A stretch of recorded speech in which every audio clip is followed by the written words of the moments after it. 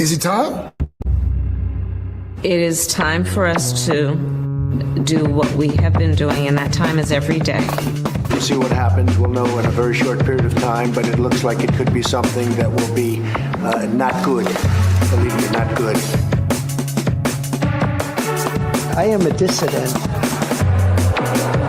Don't move. Move. I'm saying no while you hear Palantir, Palantir, Palantir, Palantir. It's not going to stop. Seriously, we need to release the F-scene list. Turns off. I am not a church boy. Turns off. They're full-on vampires. They hate our beef. They hate our beef. They hate our beef because our beef is beautiful and theirs is weak. Not good. Believe me, not good.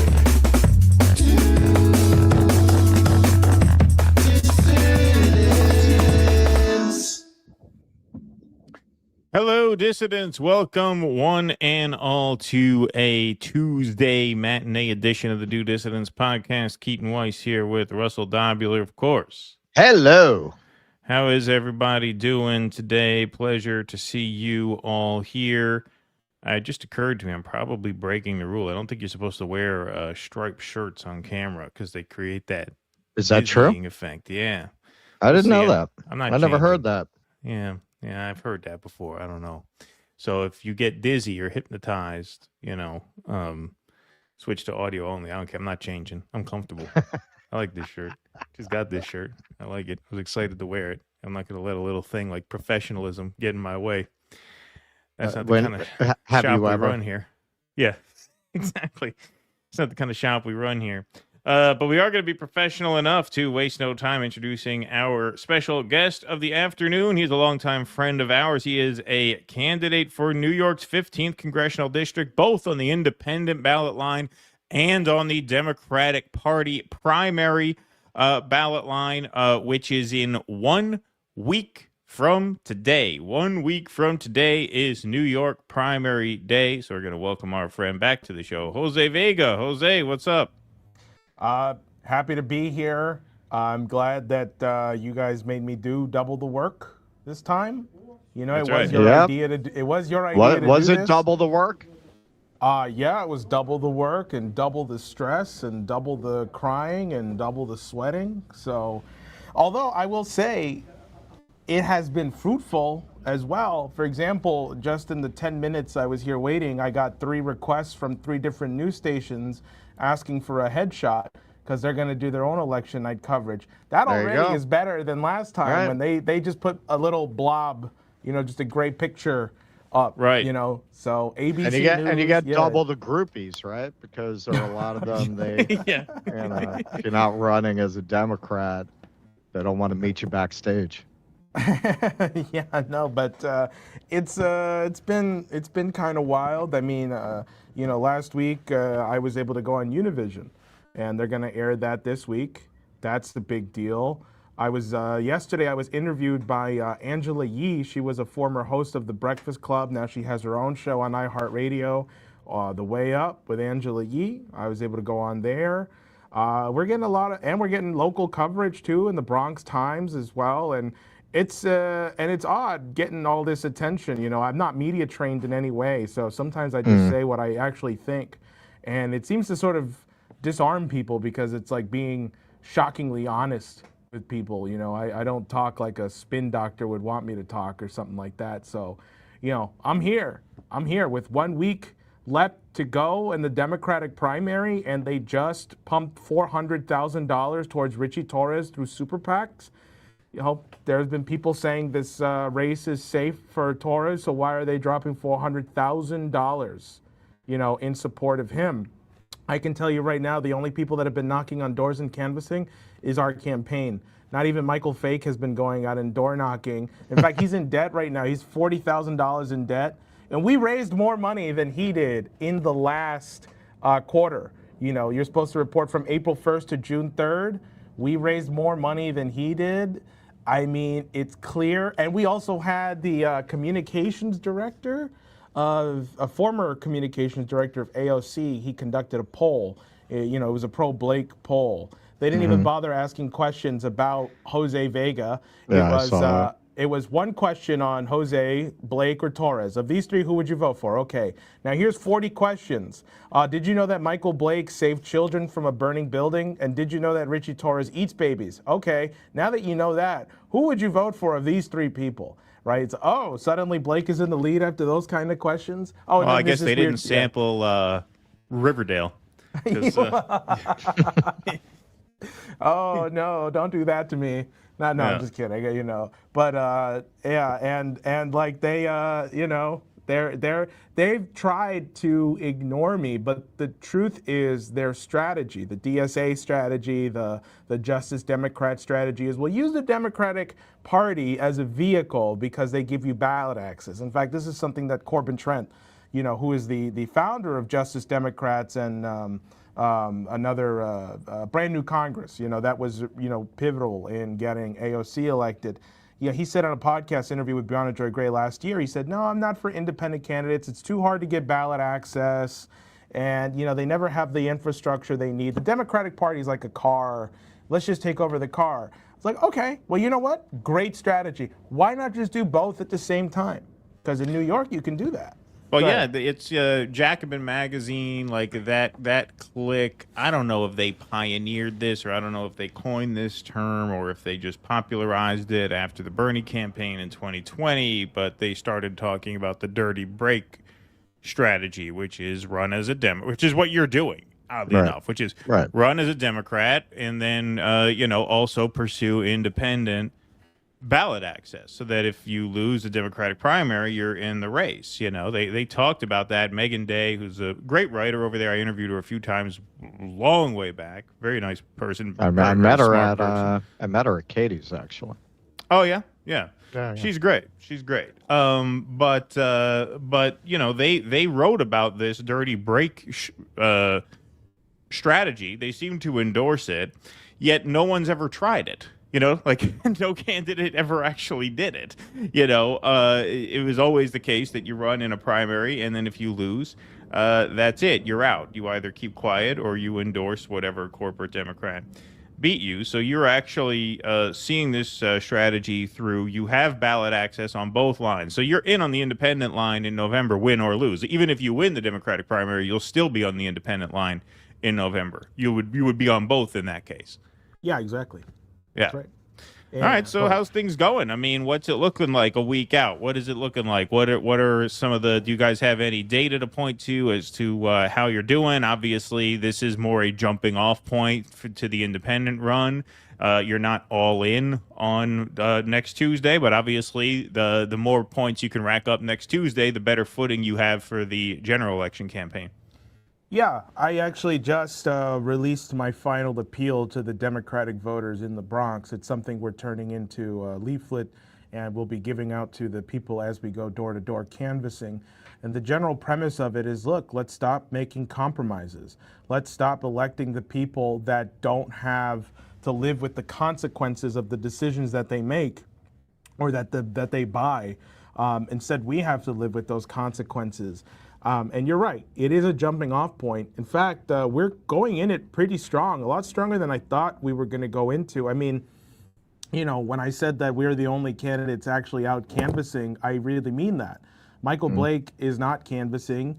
Richie Torres is only relying on mailers, TV ads, and social media ads. He's not meeting people door to door where they're actually at. And I think they're more afraid of the fact that we might actually be able to take it in the general election than we are in the primary, because we have been able to come up from nothing. The difference between me and like someone like Zohran Mamdani is that, he's a Nepo baby. I mean, I like the guy, but the guy's mom's a film director. His dad's an academic, right? And we see that with some of the other candidates also running as well. They come from wealthy backgrounds. The question is, can any New Yorker, who's living in the most expensive city in the country, or one of the most expensive cities in the country, and who's living off of $20,000 a year, can they actually run for Congress based on the ideas and the principle of just telling the truth? And we set out to prove that you should be able to, despite the circumstances, despite how difficult they make it for you. And that's where we are now. And as a result of this strategy of running in the Democratic into the Independent, we have gotten so much more media exposure. The media has had to take us a lot more seriously than they did before. And now, I go around the street, people know who I am, whether it's through the Instagram or whether it's through some of the media. Sometimes it's not super friendly. Other times I'll knock on someone's door and they'll open the door and be like, oh my God, it's you. Wow. Yeah, I'm voting for you. Or what I've been getting now is I already voted for you because early voting has started already on Saturday. Right. I've been getting the comments of people who are saying my ballot is in the mail already for you, because some people did vote by mail.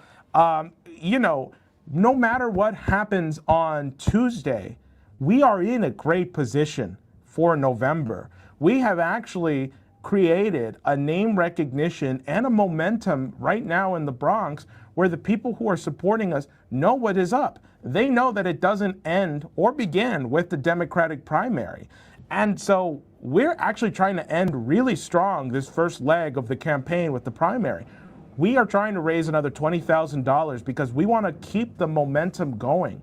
We want to keep the literature printing. We want to keep the people out in the streets as much as possible. In fact, my good friend Guy Christensen is off a plane in a cab on his way here right now because he's going to be here for the next 3 days, getting the word out, getting the vote out, canvassing, and just motivating people to come out, knock on doors with us, and to raise the money we need. The $20,000 will allow us to transition properly, to keep that momentum going from June 23rd all the way to November 3rd so we don't have to slow down. And in fact, we just added a button. Normally only scummy politicians do this, but because the cycle is next week, we're allowed to raise money for the general cycle as well as the primary. Meaning, if the most that an individual can give in any cycle is $3,500. But because the cycle it resets next week, the cycle is now $7,000, meaning you can give your $3,500 for this cycle and you can give it for next cycle in one go. Right now, if you have the means to do so, you can go to votevega.nyc. But every dollar really does help. And I don't know if you guys have seen these text messages from the Republican campaign, but it's like, Donald Trump really wants to see your name on this donor list, and it's missing, and he's going to pick 5 of his favorite super fans to fly out you to Mar-a-Lago if you donate and now. fight on the White House lawn. Oh, yeah. I'm on all kinds of email lists. Like, I'm on the Trump email list and, like, a lot of the Republicans' email lists, because I think it was when I was filming the documentary. When you're there, when we did our New Hampshire coverage, and if you're at an event and you're there and you're mixing it up with people, you want to be on the good side of the campaign. So if, like, they put a piece of paper, hey, sign this. Yeah, sure, no problem. Yeah, you got it. So they leave you alone. So now but they send you all kinds of shit. It was funny. What was the one? I got a very sternly worded email from like a Republican Senate campaign today. It was hilarious. It made me laugh.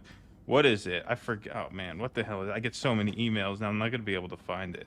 But it was something like, "You've been ignoring us this whole time. This is your last chance to show that to prove to us we can rely on you in November." They start like bullying you with their emails. That's what works. The crazy X email.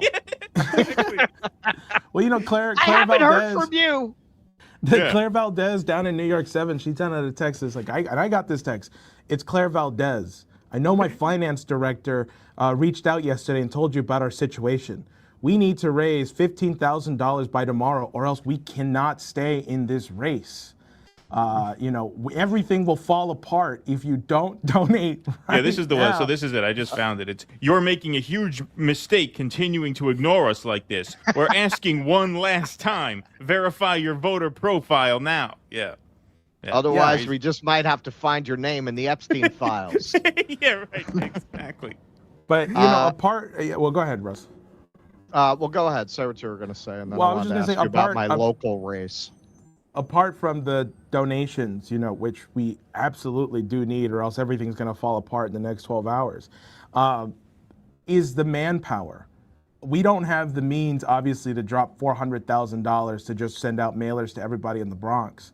But honestly, I think human interaction beats out any form of propaganda that people get every single time. To have a human being, and the thing that has been most effective is the people who canvass for me that can't even vote for me, the high schoolers. We have Bronx high schoolers and the high schoolers in the city that are like 14, 15, 16, and 17, you know, and then the first question they always get is, how old are you? Oh, I'm 17. And it's like, oh, you're so adorable. Okay, sure. Who do you want me to vote for again? Okay, great, I'll do that. You know, like that's our secret weapon right there. No Well, that and the Girl Scouts, right? If you're old enough to fuck Jerry Seinfeld, you're old enough to vote. Okay. Not have a voting age at 18. You know, if I had If you had media handlers, the last time they'd let you on the show. I was just about to say that. Yeah. Oh God. I've already held a couple in so far because it's a week to go. It's a week to go. Yeah. We want to finish strong. we want to close professionally. But anyway, yes, Russell does want to ask you about Espiat because you've intervened on Espiat, I think, multiple times, right? Oh yeah. Yeah. So this is my local congressman. Actually, I can't vote for you, but I will be voting in this race. All right. So this went kind of viral. Espiat in a debate with his challenger. What is her name? Daddy Eliza Arila Chevalier. I'm a Look, little bit of a fan. And you say I'm a it little bit of a fan. beautifully. Yeah. I love her. Sorry. That's not my race, No. Okay, so they asked him about genocide. The question, do you believe Israel has committed genocide on the Palestinian people since the October 7th attacks? You're a yes. Yes. Do you believe that it was genocide? It's a horrific situation in Gaza, unimaginable. Men, women, and children have been killed, innocent people, and whoever perpetrated that action should be held to the highest standards of accountability. It's horrific.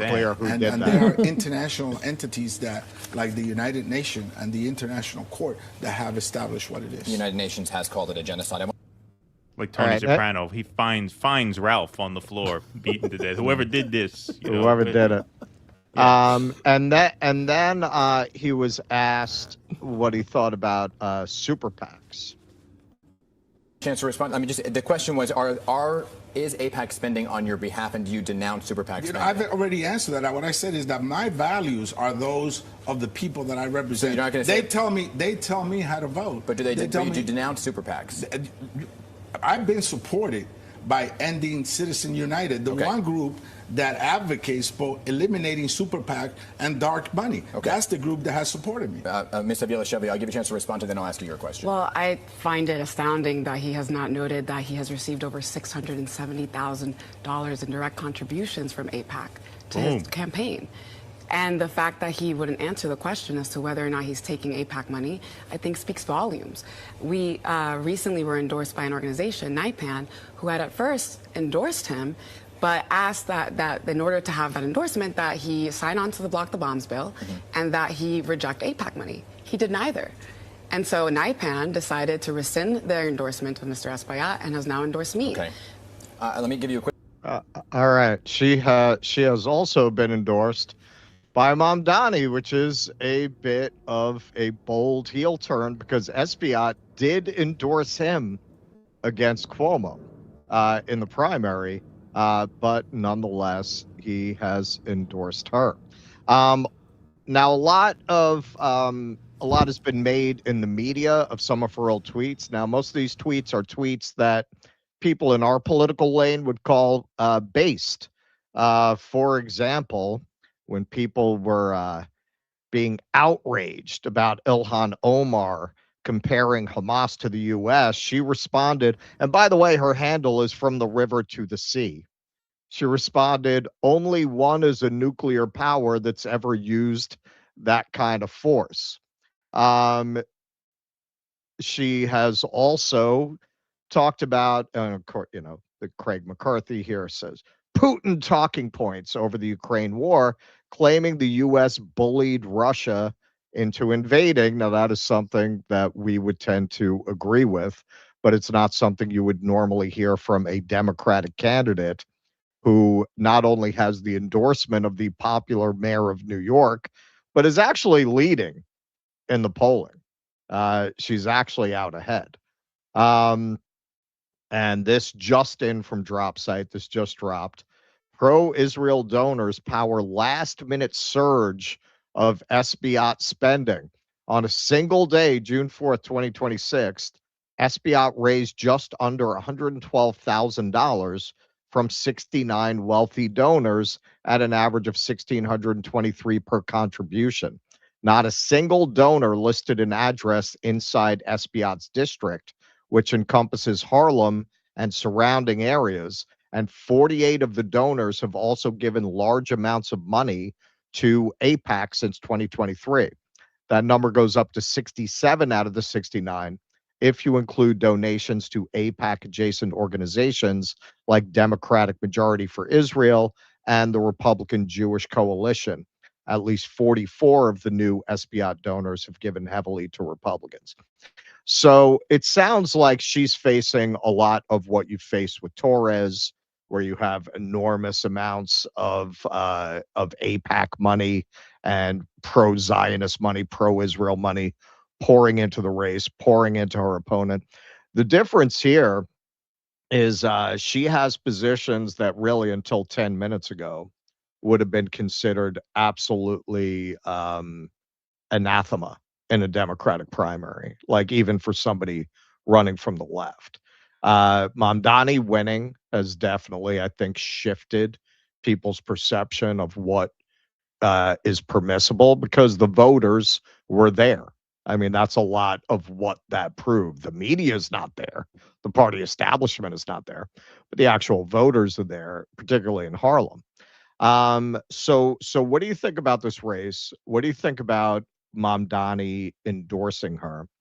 And I think a lot, particularly in the space we're in, we've been kind of having this conversation a little bit lately with some of our audience.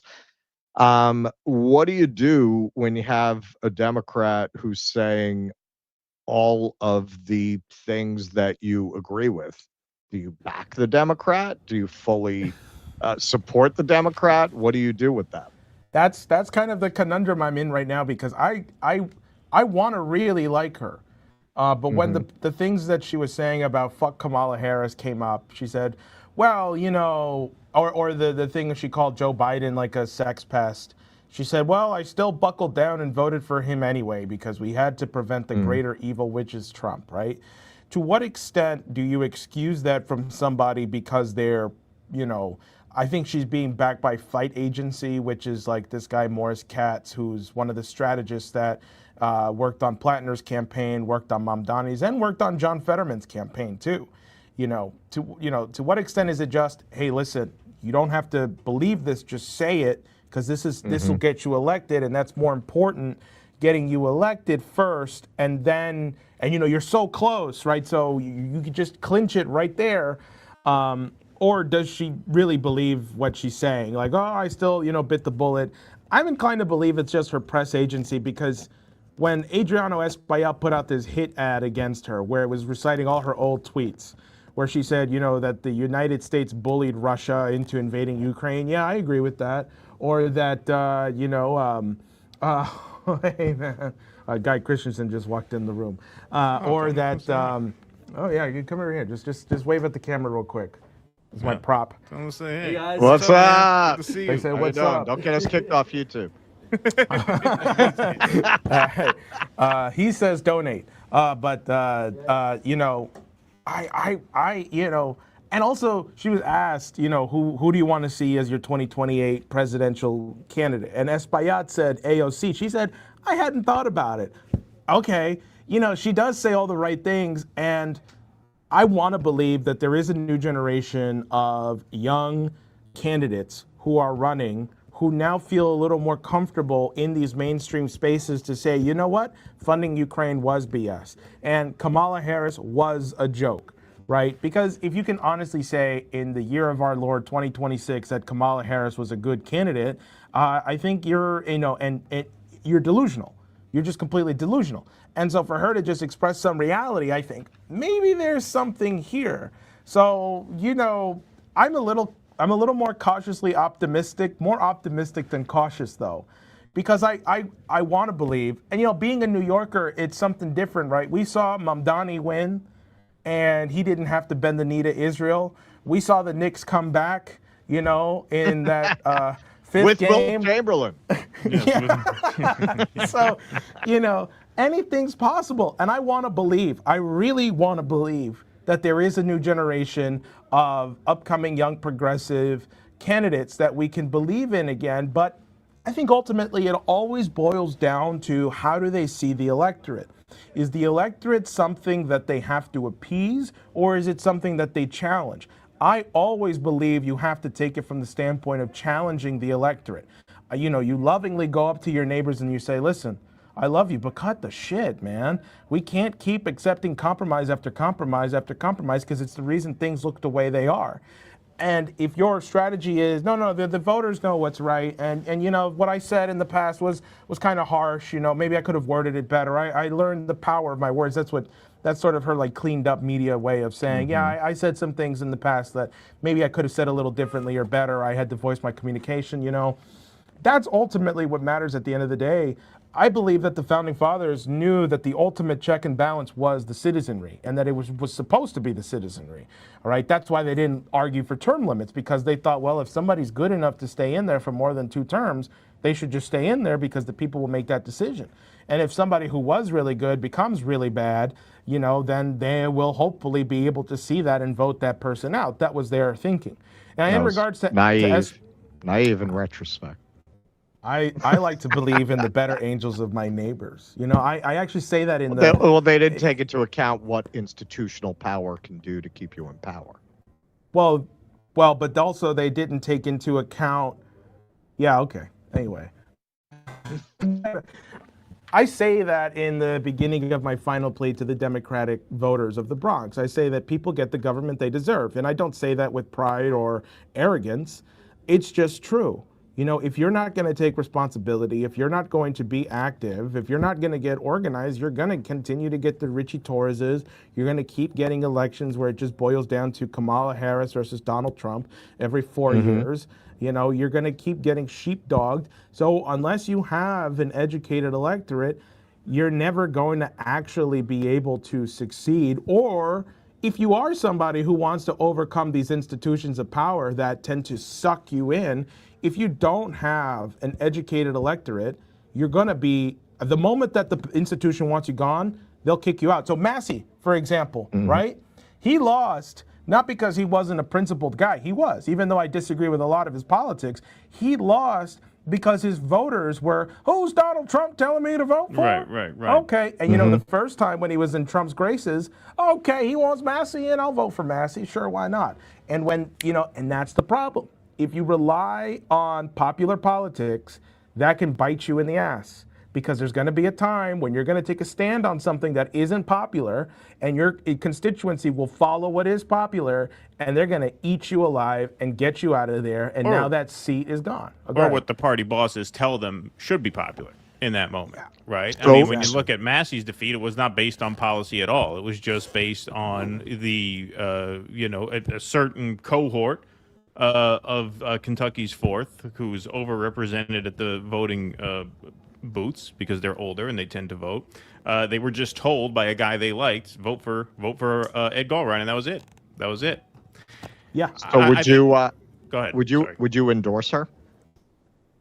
Honestly, I've thought about it a lot, and I feel like it would do more harm than good, because then they would just use it against her, and I don't want that. And that's actually kind of how I felt a lot throughout all the New York races. There's a guy running against Grace Meng, a guy named Chuck Park. I reached out to him way back in February because he had posted a video of him using a Magic the Gathering card as a microphone. And I just DM'd him, not expecting a response. I was like, yo, can I interview you while we play Magic the Gathering? And to my surprise, he responded. He's like, yeah, man, standard or commander? What's your choice?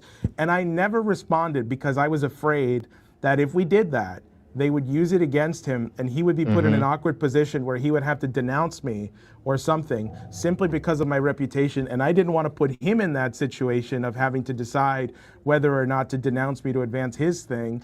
And so, you know, I think about that a lot, because well, that's the yeah. Go ahead. Sorry, I didn't mean to cut you off, but that's the other side of it. Like that's the double-edged sword, because I feel like if you were just running as a Democrat and you were all in as a Democrat, it'd be a no-brainer. You would endorse her and hope that she returns the favor and endorses you. Because you are on the independent line, you know, you're not necessarily in good standing with in fact, you're not in good standing with the majority of the Democratic Party. You can go ahead and say that pretty comfortably. But when you look at a candidate, I forget her name. What's her name? Daria Xavier. Okay. She seems great. Like, if I were a registered Democrat in her district, I would absolutely vote for her in the primary, without thinking twice about it. Now imagine, just back to our main point here, imagine if she were doing what you were doing. So she's up by 4 points in that poll that Russell showed, 39-35, which is still very close because no one's close to 50, which means anything can happen. But imagine if she had a ballot access secured on the independent line.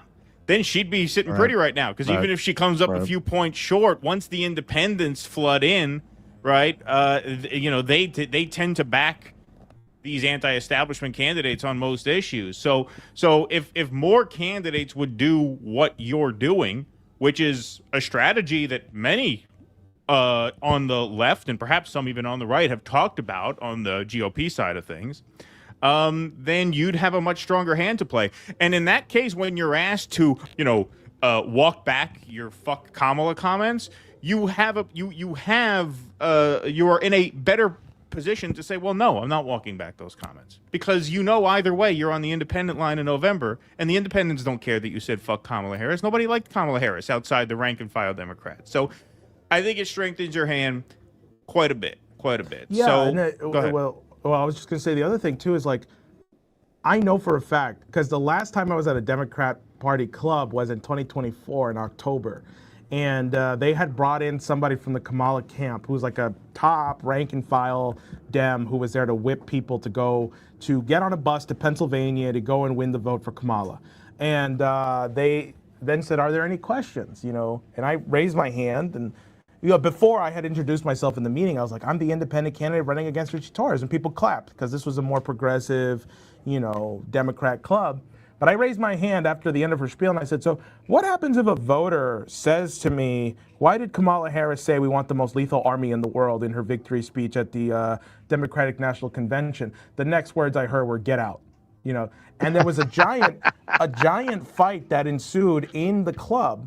But as I left, two of their members came to me and were like, listen, look, what you just said rattled everybody, because when we heard that speech live, we were also freaked out. Why did Kamala Harris say that? All right, but look, everybody here is biting the bullet and just saying, whatever, we can't have Trump in office. I was like, wait, so you guys know that this is crazy, right? You guys know that we're fucked either way, whoever we decide to vote for. Like, this is terrible, right? Like, yes, but we can't let Trump, it's like they're so far in. They're so sunken in, right? But I think that giving me, being able to run as an independent, first of all, I don't feel like I have to appease those people. And secondly, I can let them wrestle with that tension in their mind. I'm saying to them, like, you know, this was bullshit just as much as I do. So why compromise? I'm telling you, let's not compromise. And I think that's more important, frankly, than, just winning the election, because I prefer people to be thinking, be able to think for themselves and be able to not submit to compromise and half measures and, vote based on their principle. So, yeah. So let me ask you, what's your report card on Mamdani so far? And here's is this a real question? Okay. There's a real question, and here's the kind of wonky thing that you will be able to answer, because I know you'll have delved into the details. What do you think of that housing proposal? Which housing proposal? That he wants to continue the city? His overall package. Some people say it relies too much on developers and private partnership getting into it. Yeah. Building 40,000 new units, or was it 400,000 new units he wants to build? Yeah. And he brought Trump that newspaper, that mock newspaper that said you could be responsible for this. I'll say this on Mamdani. I'm really glad that he is the mayor and not like a congressman or a senator, because I don't think I would be able to tolerate his justifications for why we need to give Ukraine another aid package. You know, and I think that some of these DSA candidates are best when it comes to municipal government, and I think Mamdani is a great example of that. I would give him probably a B+, just because I don't know why he kept Tish in power. I think he did that to appease a lot of the, you know, conservative police force that make up the NYPD. A lot of them don't even live in the city anymore, frankly. A lot of them go out to Long Island or up to Yonkers, Mount Vernon. Oh, it's been like that for a long time. Yeah, and you know, some of them are in Staten Island, which, yeah, that's always been a Republican. But Cops and firefighters, yeah. You know, on a municipal level, I think he's doing what you should be doing as a mayor, and I think that partnership that he developed with the president is ultimately very good. I think that there needs to be more done on the federal side for his housing proposal to come to life, because, you know, how do you guarantee that the units are actually going to be affordable for people? That's the thing, right? If you're going to be building housing in a market that's already saturated with this demand for high-income housing, right? Because New York City right now is a true tale of two cities. You are either working a minimum wage job, or you're doing courier services like Uber Eats or Uber driving, or you're making a 6 to 7 figure salary as a doctor, a lawyer, whatever. And the only in between now is the healthcare workers. You know, that's the new blue collar, you know, people who work in hospitals. But that's that's diminishing, right? So even if you were to build 40,000 new units, what good is it if the market is saying, yeah, these are 40,000 units for the yuppies that are now coming here who are the transplants, which is also why I'm a little concerned with this, you know, sort of what makes a real New Yorker kind of thing. On the one hand, it's like, yeah, I think anybody who wants to come here and live here should be considered a New Yorker, but also we shouldn't dress up the fact that we did just commit a whole bunch of gentrification, which I think is just soft genocide, you know, where a lot of New Yorkers were in fact priced out and were replaced by the people who are probably going to vote for Daria Liza and definitely did vote for Mamdani. So, you know, these things aren't necessarily so black and white.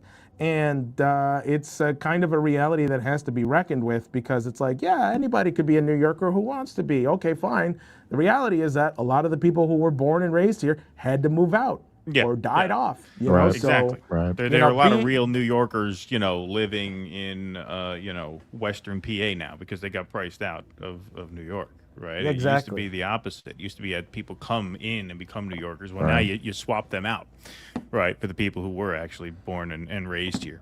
So all right, Jose. B+.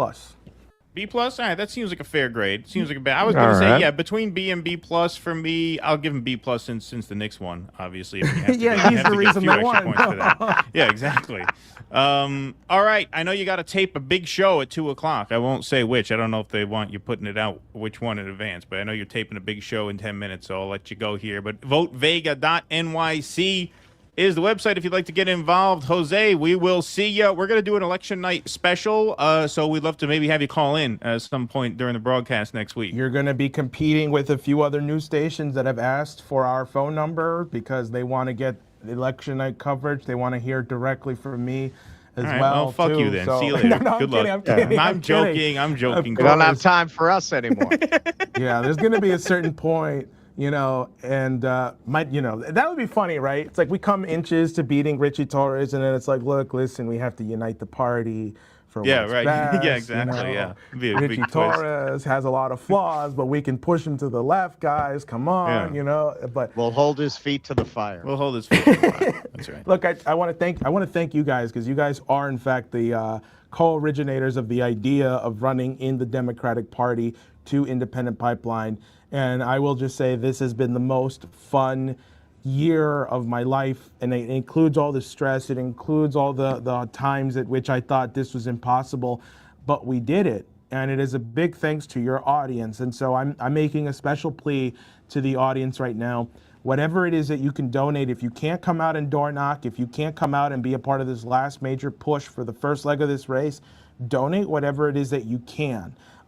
We need to raise $20,000 by Sunday so that we can finish this first leg strong and kick off the transition right to the general election almost instantly. So people can do that at votevega.nyc. APAC.nyc. Sign up to volunteer, canvas. Phone banking too, by the way. We have that capability now. We bought some phone numbers, if you can believe it. So if you ever signed up for a website that you weren't supposed to in the 15th Congressional District, congrats, I got your phone number now.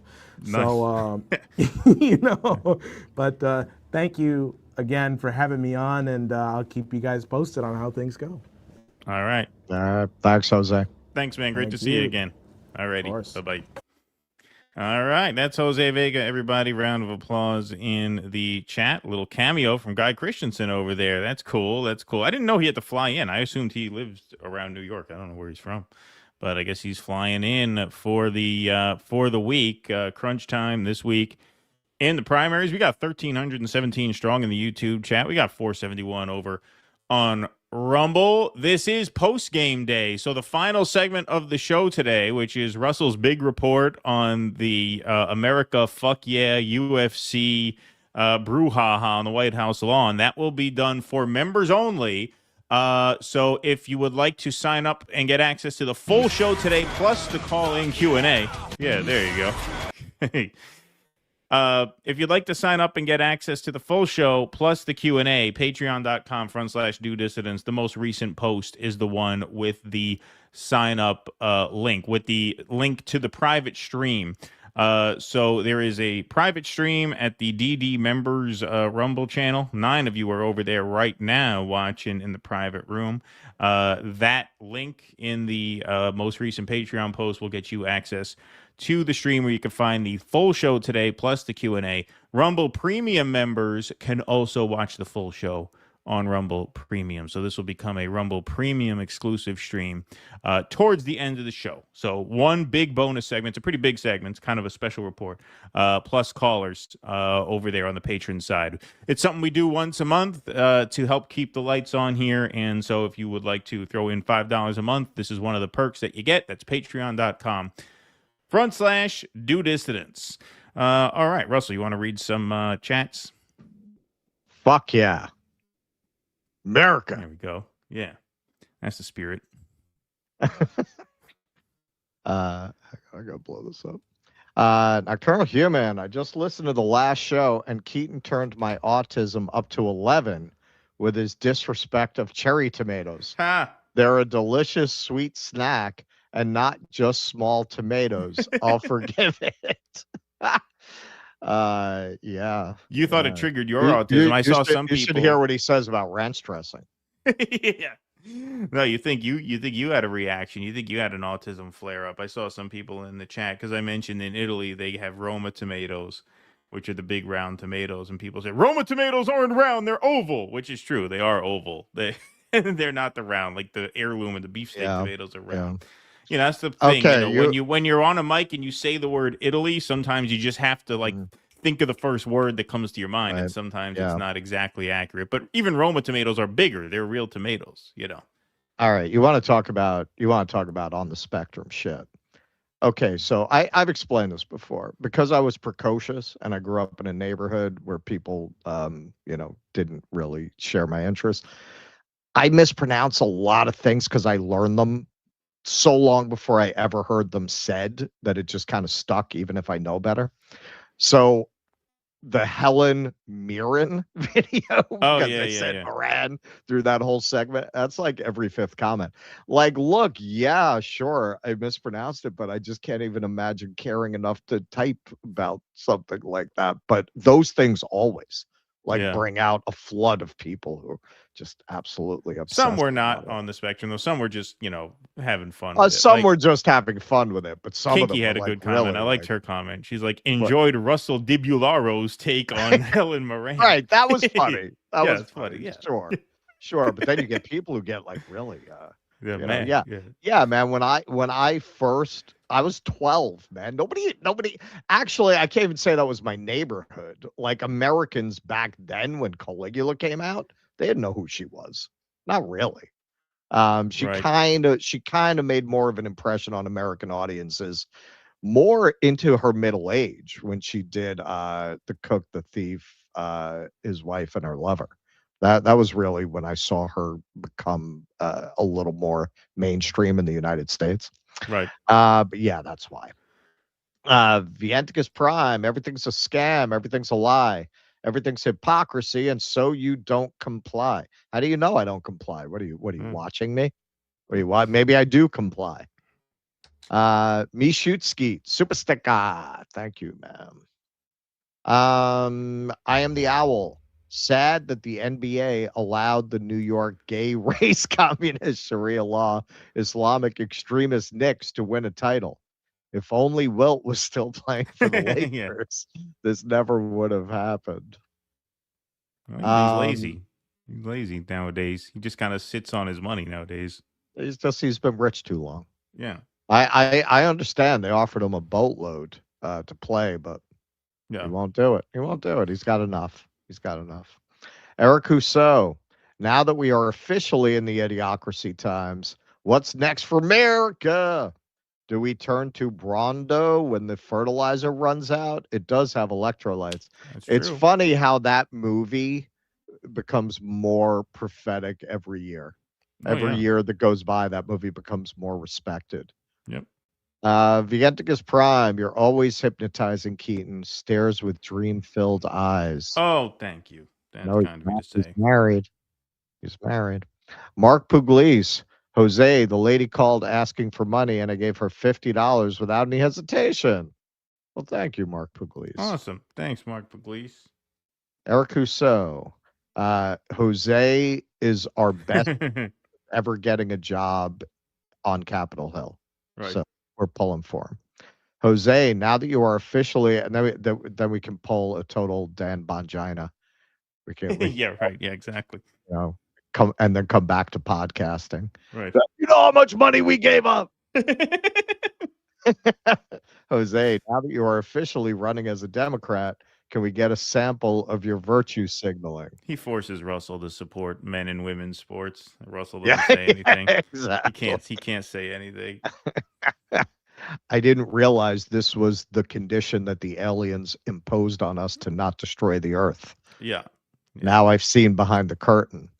Nong, convinced that Musk, Altman, Karp, Thiel, etc. are just standard MK Ultra drones that drew lucky assignments as powerful neurodivergent oligarchs instead of getting shot by cops on a roof somewhere. I would say that they work for people. I would say that they play a role. Like a lot of people say, yeah, the rich people you see, those are not the real rich people. They're middle management for the real rich people, the old money. I'm inclined to believe that. I would believe that. French Laundry. I think what you could say incontrovertibly is if you're not working for the people who actually run shit, you're not going to be in Elon's position. They're not going to allow it. French Laundry genuinely got excited when you all announced Vega as today's guest. That's what they call in New York Vega Mania. Vega Mania. Vega Mania. Peter Monahan, Gator Pete. Hey, Russell, Keaton, Jose, Didi family, and Jezzy. Terrific, tremendous, totally technicolor dreamscape of reality that has ever existed. Wake me up or bury me. When it's over, we are a simulation. Okay, that's better than a peace plan. Mindfuck. Thank you, man. Thank you, Peter. I did a lot of research on that because I wrote a whole novel with that premise, actually, which I have to finish. Abiding, you guys inspired me to pivot 5-volume series, volume 1, Ultimate Malarkey, the Biden pool showdown for the hook. I'm telling you, man, it's funny shit. It's actually pretty good. Stoop sign, white phosphorus spending from APAC. Maybe we can collaborate. I keep saying that we should release a book. Yeah. We'll talk to Jimmy, man. He put out a book. We'll ask him how he did it. Action words. Her vote, her words. An op getting ahead of the curve like Chump and Mamdani. Always trust one's difficult actions over easy words. You're talking about Avia Xavier. Honestly, man, my knowledge of her is very superficial. I can't even comment. Stoop sign. They as demonstrated by the fact that don't know her name really. Yeah, I don't know her name. I don't know who she is. Daria Liza Avia Xavier. Stoop sign. These guys, who I will be voting for. Oh, These yes. guys are eating the bullet. Typo fixed. And one more. Raven Laz, Trump speech. I finally killed Man Bear Pig. Only I could have done it. Al Gore almost died of euphoria. I haven't made a man come that hard since I showed Bill Clinton how I play the rusty trombone. That's right. Thank you, Raven right. Laz. Appreciate that very much. All right. We're going to move right on along here, folks. Plenty to get to today. All right, so it looks like the deal has been signed. Literally, the deal has been signed. So J.D. Vance announces Iran deal already signed. Vance says promises full text this week. The Trump administration expects to release the full text of its agreement with Iran later this week after U.S. officials electronically signed the document Sunday. Vice President J.D. Vance said Monday morning.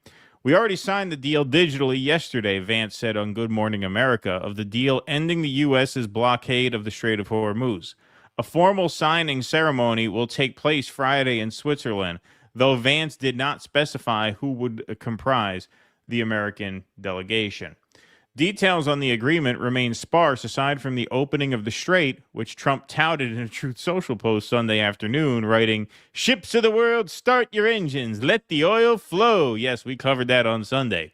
In a series of interviews Monday, Vance also hinted at how the U.S. will attempt to ensure Iran does not develop or obtain a nuclear weapon, which Trump has long sought to prevent. So yeah, now that it looks like they have a deal, they are really parading J.D. Vance around to show after show after show.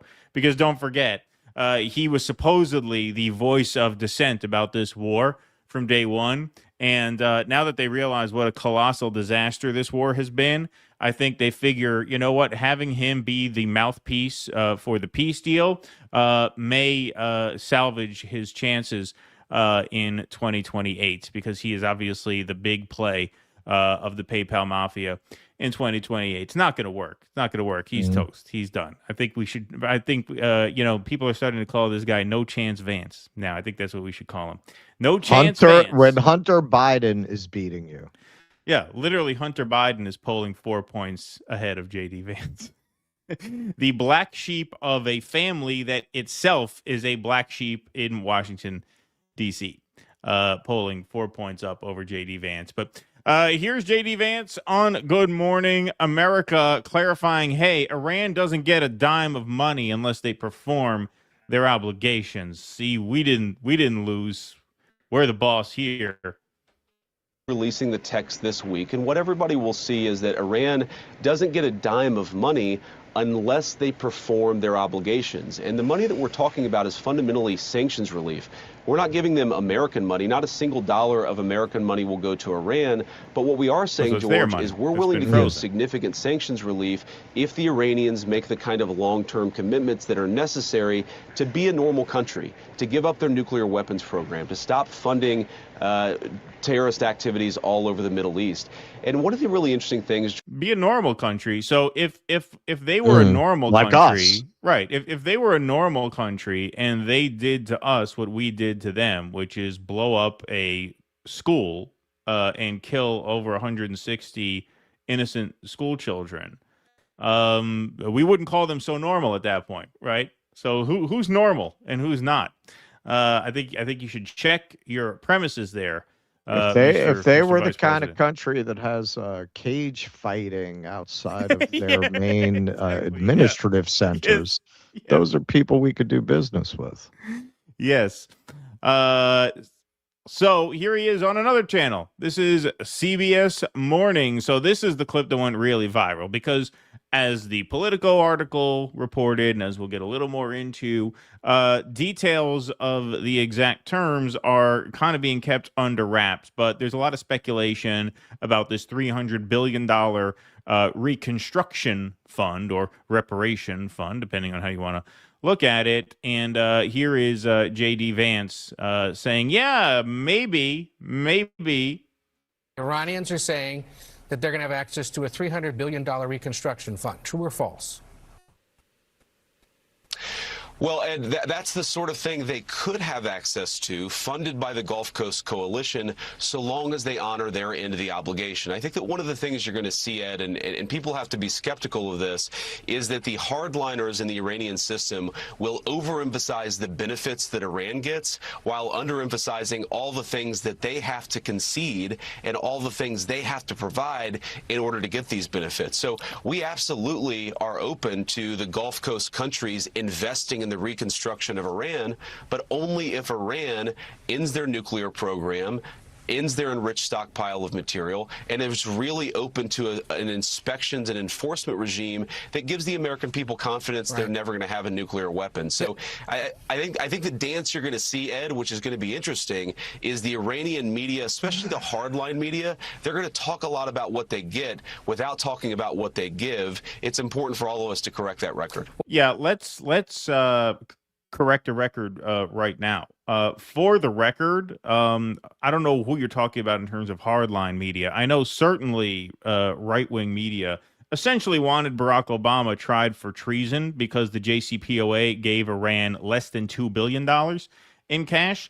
You guys started a war you couldn't win, lost it. Now they're going to get $300 billion in reparations. That's the record. That's a record. If we're correcting the record here, you should understand that it was considered a big scandal that they got, what was it, 1.7 billion as part of the Obama deal. That was surrender to the terrorist state of Iran. Now they're getting rebuilt to the tune of $300 billion because you guys started a war that you couldn't win and lost it right away, to the point where you had to call timeout after timeout after timeout to run as much of the clock out as you could. Before now, I guess you went behind Israel's back and just signed the deal, which was the right thing to do, obviously. But that's the record that we're talking about. So there he is trying to dress up the fact that Iran is going to get $300 billion in reparations, which, of course, they're owed. Thousands of innocent Iranian civilians were killed. I guess the damage to the infrastructure totals about $300 billion. That is money that they wouldn't be getting had you just not started this in the first place. But he was all over the place. He was all over the place. Like, now that there is supposedly going to be peace, and we say that with fingers crossed and knocking on wood, because the other shoe could always drop here. Even if the deal is signed, Israel could just go fucking buck wild, right? Yep. But he was all over the place. They're really trying to make J.D. Vance the face of this peace deal. He was on Hannity. He was on Jake Tapper. He was on NBC. I mean, he was all over the media. We could be here all day playing clips. But he said essentially the same thing, which is that the haters are making it sound like Iran got the better of us, when really everything that's in there that they're getting is with strings attached. They have to behave like a normal country. I don't know. Maybe they should have, hairy-chested, roided-up men sucking each other off in front of their government buildings, and that's how that money. That's when we will send the check. Otherwise, the vice president said in a CNBC interview, the U.S. would continue to apply the pressure that we've seen built up economically, while Vance described technical things that continue to be negotiated. He said the administration plans to release the full text of the Memorandum of Understanding this week. So, in addition to appearing on all of those different media programs, he decided to post a video of his own to his social media, clarifying some of these points. Talk a little bit about what is in the Iran deal, the great peace deal that the President of the United States made last night. Number one, what this deal means is that the Straits of Hormuz are open immediately. You're already seeing oil and gas prices come down just over the past 24 hours. Number two, it ensures that Iran will never have a nuclear weapon. And we have to back up for a second and appreciate that what the president has done is completely decimated Iran's nuclear program. Now, this deal really has two pathways. On the one hand, if the Iranians make the long-term commitments never to rebuild, then they're going to be welcomed into the world economy. If, on the other hand, they try to rebuild that nuclear program, they're never going to have the resources in order to do so. So it's a win-win for the American people. We ensure Iran doesn't have a nuclear weapon either way. And now it's really up to the Iranians. Over the next few months, we're going to see if they're serious about dismantling that program for the long term. If they do, the president has said, we want their country to be successful. But what we know is that our country is successful thanks to great presidential leadership and a lot of good decisions. Thank you, guys. Thank you, guys.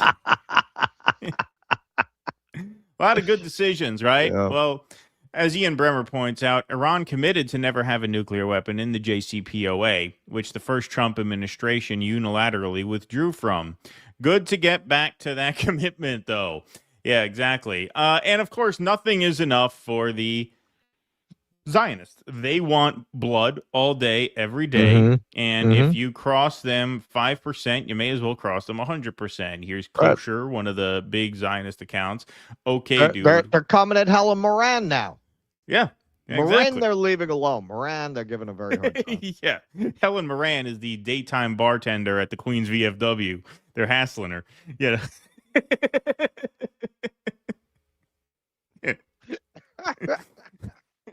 She works for tips. Leave her alone. All right. She doesn't have that kind of money for lawyers. You know? Just a lowly working class cockney. Yeah, you got to give her a hard time. Aaron Rupar tweets out this clip from The View, which of course we can't play, but I just wanted to include this because once again, Vance is on TV this morning. I believe he was on Fox this morning. He was definitely on The View this morning. And what is he talking about here? The Epstein files. I'm frankly kind of a conspiracy theorist on the Epstein stuff. That's one of the things that's true, is that someone called me a conspiracy theorist. Chief of Staff Susie Wiles called you a conspiracy theorist? Absolutely. So see, he's here now talking like he's red-pilled on Epstein. He's going on Megyn Kelly's show. Don't forget, Megyn Kelly, big Trump supporter, turned big Trump critic over this war. He's going to come and try to clean up the mess. They're all on their rehab tours, right? Now they think J.D. Vance is going to be rehabbed because of this peace deal. Just like Tulsi Gabbard. They tried to rehab her with the fucking biolabs bullshit. You know what? Fuck you and your fucking biolabs. I don't give a fuck. This was the test. This was the test. If you did not speak out against this war, the only thing I ever want to hear from you again is, would you like to upsize that for 49 cents? That's it. Beyond that, I don't want to hear shit from you. You are useless if you did not speak out against this. So fuck J.D. Vance. Fuck Tulsi. Oh, now she's going to put a video out. And oh, wow, she's a real threat to this. Fuck that. Fuck all these people. Fuck these people.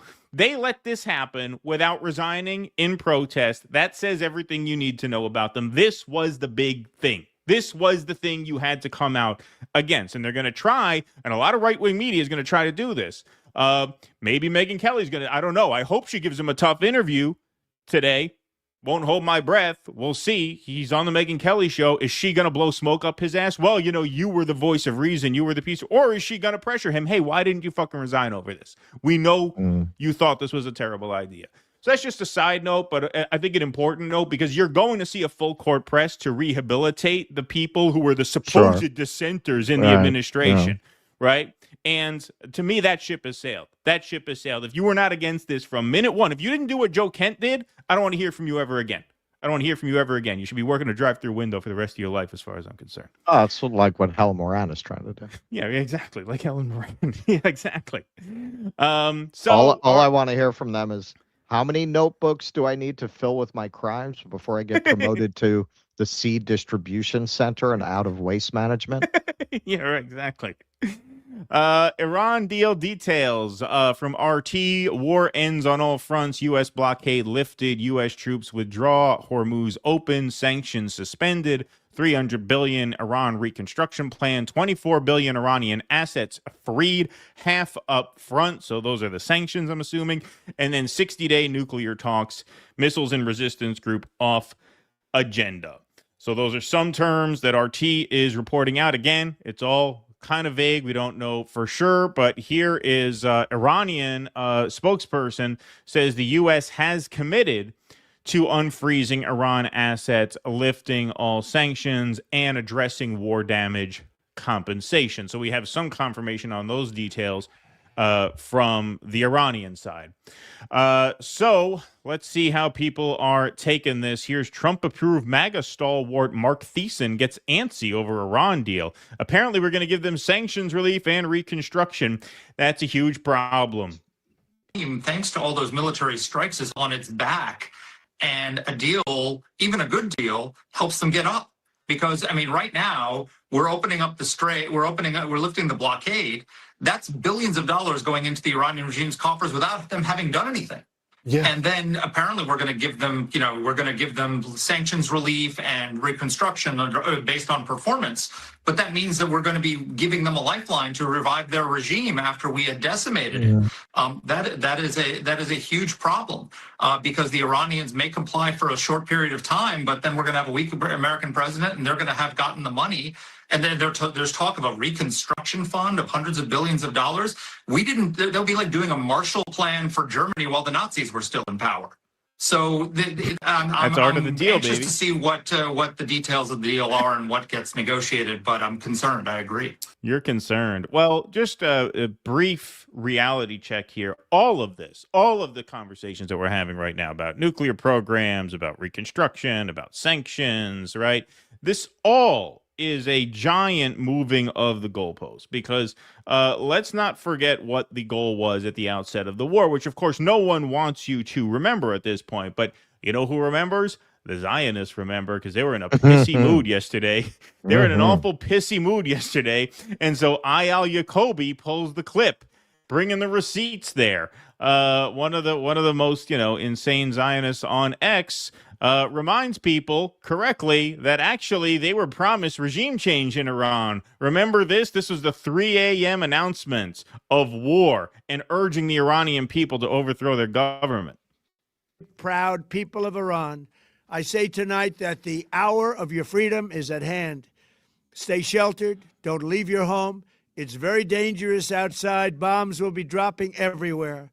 When we are finished, take over your government. It will be yours to take. This will be probably your only chance for generations.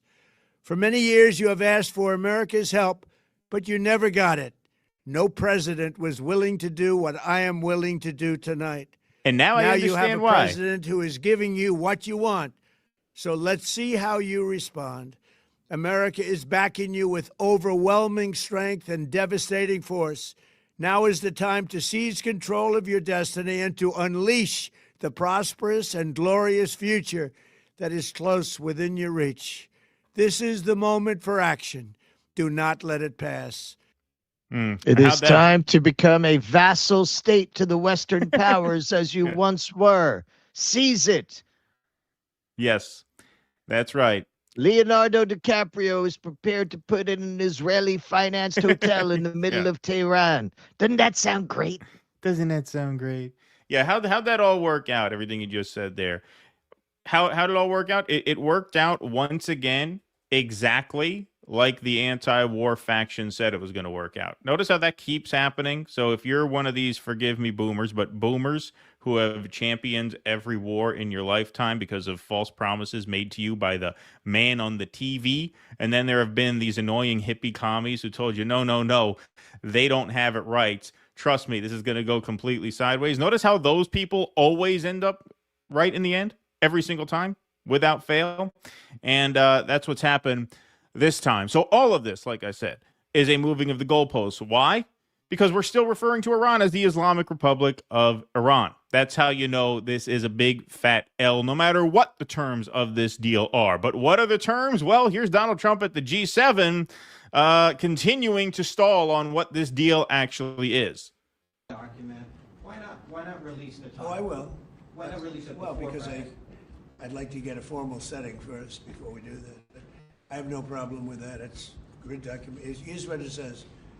Iran will never have a nuclear weapon. That's what it says. It won't have one to buy, to develop. That's all it says. They will not have a nuclear It's one sentence. We used a 32-point font in Helvetica, so it takes up most of the page. But it's very simple.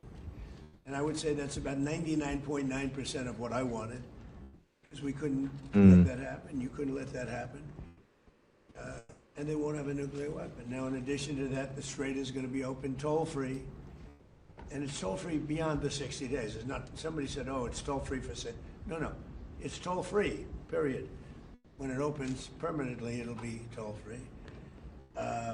That's assuming you close the rest of the deal. See, again, this assumes that we actually control the Strait of Hormuz. See, just because we put some ships at the end and say we've blockaded it doesn't mean we control it, because they're the ones who actually border that waterway, and they're the ones who can actually fire on ships if they're going through. So it is the Iranians who determine control of the Strait of Hormuz, not the United States. That's something that he refuses to admit because, of course, now we're just playing to get our chips back.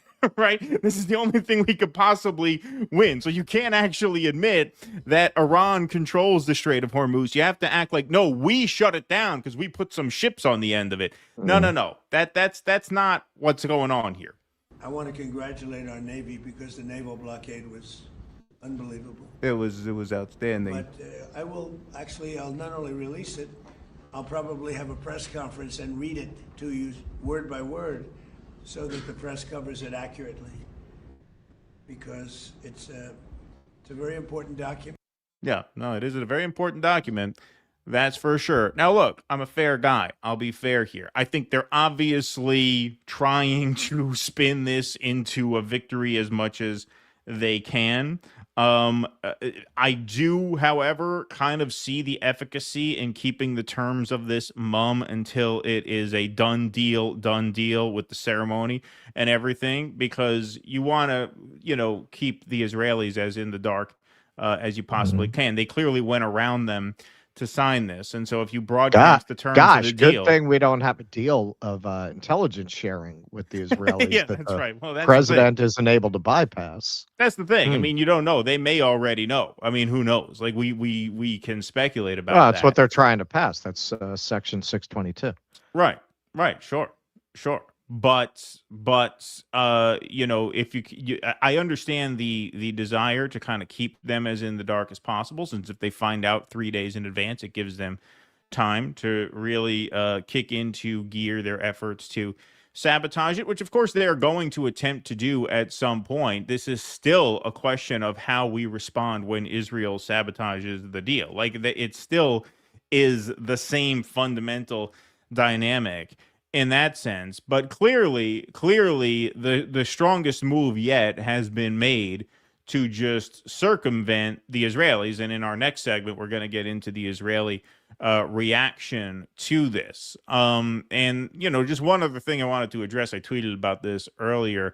You got a lot of yahoos now who are saying that the fact that this deal is as close as it is to being inked, and apparently it technically already has been digitally inked as of yesterday or Sunday, maybe even, that this proves that Donald Trump really isn't as controlled by Israel as a lot of people said, which is, of course, nonsense. He took it as far as he could for Israel. If this holds, and again, that's a massive if, if this holds, it's because the political cost of thousands of dead American troops and $10 a gallon gasoline running into the fall season in a midterm year was just too high a political cost for Donald Trump to pay.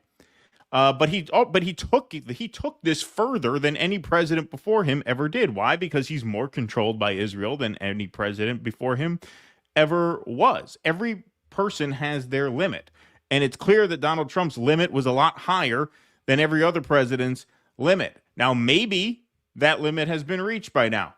Looks that way. Of course, the other shoe is always just an inch off the floor, so we'll see if anything drops between now and this ceremonious implementation of this 60-day MOU, which, according to what we're hearing now, is a reliable framework for a more lasting peace agreement, which, of course, is going to, at best, look an awful lot like the JCPOA, just with a much higher price tag of, for starters, $300 billion in reparations, not to mention the tragic human cost of this and the economic pain it has already caused and will continue causing even after this is signed. We've already heard that. Don't think that once this is inked, your gas is going to go back down to $2.85 a gallon. No, it's going to be high for a long time, even if it stops right now. Yeah, California was a few weeks from running out of gas. That was just an apocalyptic level of consequence they were not prepared to pay politically. Right. And I am sure some of the very in good standing Republicans spoke to the Israelis and said, well, you want the Democrats back? Right. You want them back? We're the best friends you ever had. You know, if the country literally runs out of gasoline, we're never getting elected again. Ever. Right. Ever. And that, I think, got enough acquiescence from some of the Israelis for them to go ahead with the deal. That would be my theory. Because if you notice, yeah, you got Ben-Gvir barking like a mad dog, like he's going to. And you got the $7,000 a pop crowd going at it, as they will.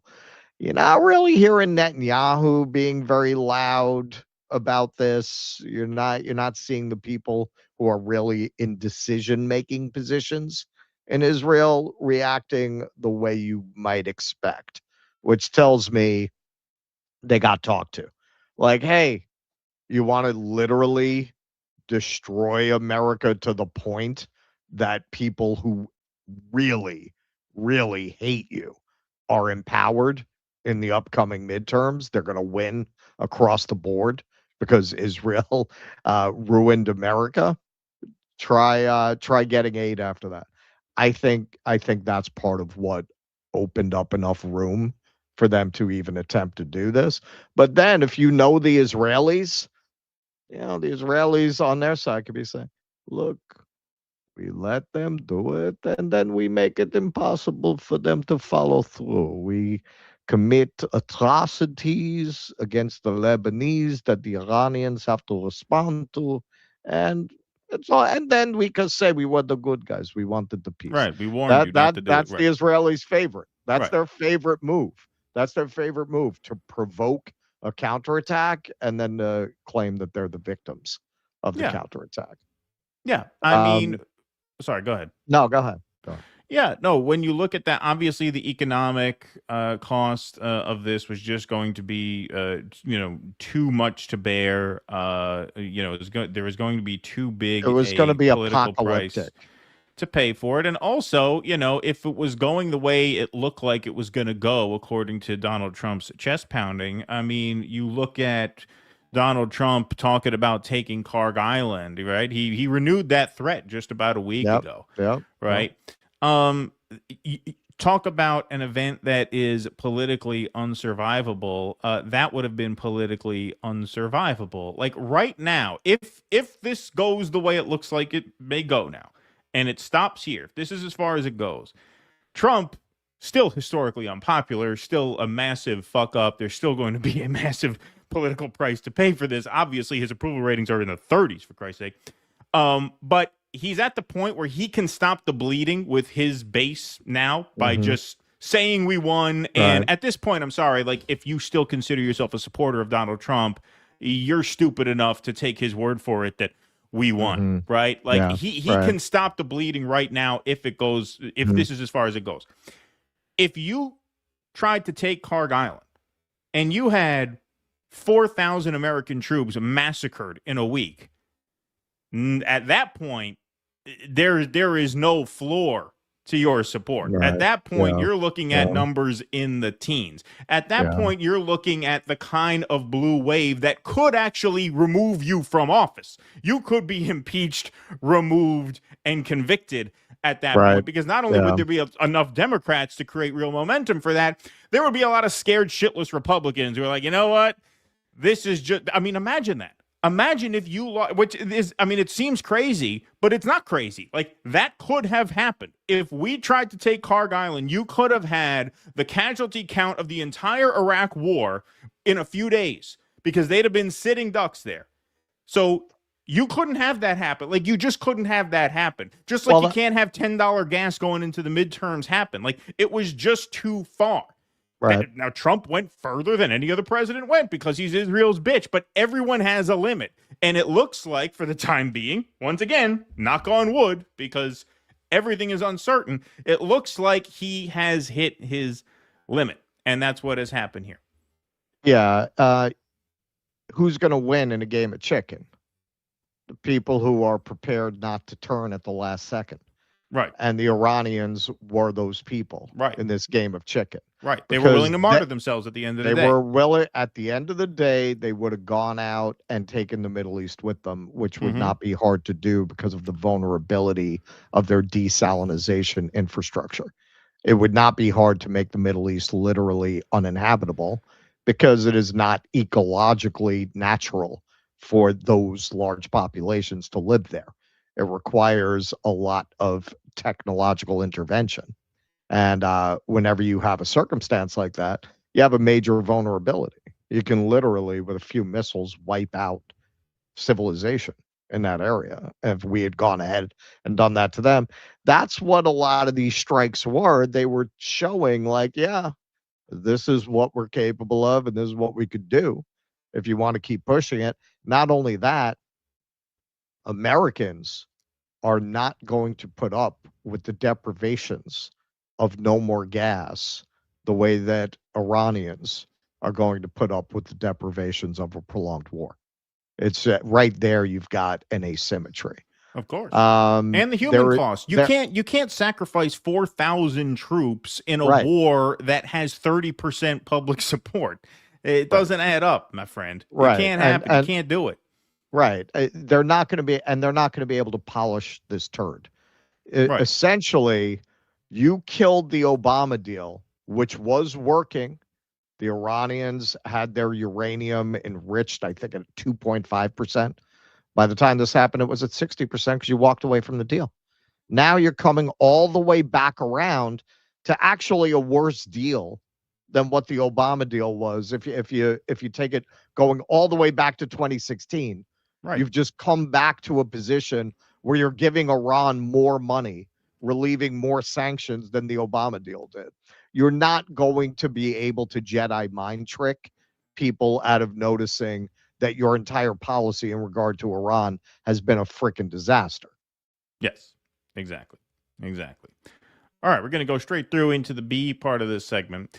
So the Israelis have some words for this new peace deal. Breaking, Netanyahu says he does not agree with Trump's Iran deal, and he told Trump, we have our own interests. So let's take a look at this. Well, I got to translate here. Mr. Prime Minister, you said that you are not committed to the Lebanon clause in this agreement. Are you committed to the Iran deal in this agreement? Again, this agreement was made by the United States, by the President of the United States, and he thinks that he can really combine both the demilitarization of Egypt and the cancellation of the nuclear program. And I said it's his decision. I repeat, it's his decision. He is leading this, and I have, of course, expressed my opinion in various conversations. On the other hand, I said that we have our own interests. All right, so there you go. Now, to Netanyahu's right here is Itamar Ben-Gvir, his reaction to this. I state this unequivally. Our dear Prime Minister, the era of endless rounds of fighting is over. Not in Gaza, not in Lebanon, not from Iran. I demand that the Prime Minister allow IDF soldiers to continue defending themselves and the state of Israel. We must continue to demolish homes in southern Lebanon. We must continue to displace residents in southern Lebanon. We must continue to eliminate Hezbollah terrorists in Lebanon. Every drone or missile, every projectile fired at us, we must respond to it unequivocally, and yes, respond without delay. So they're already hard at work trying to sabotage this. Here is Bezalel Smotrich.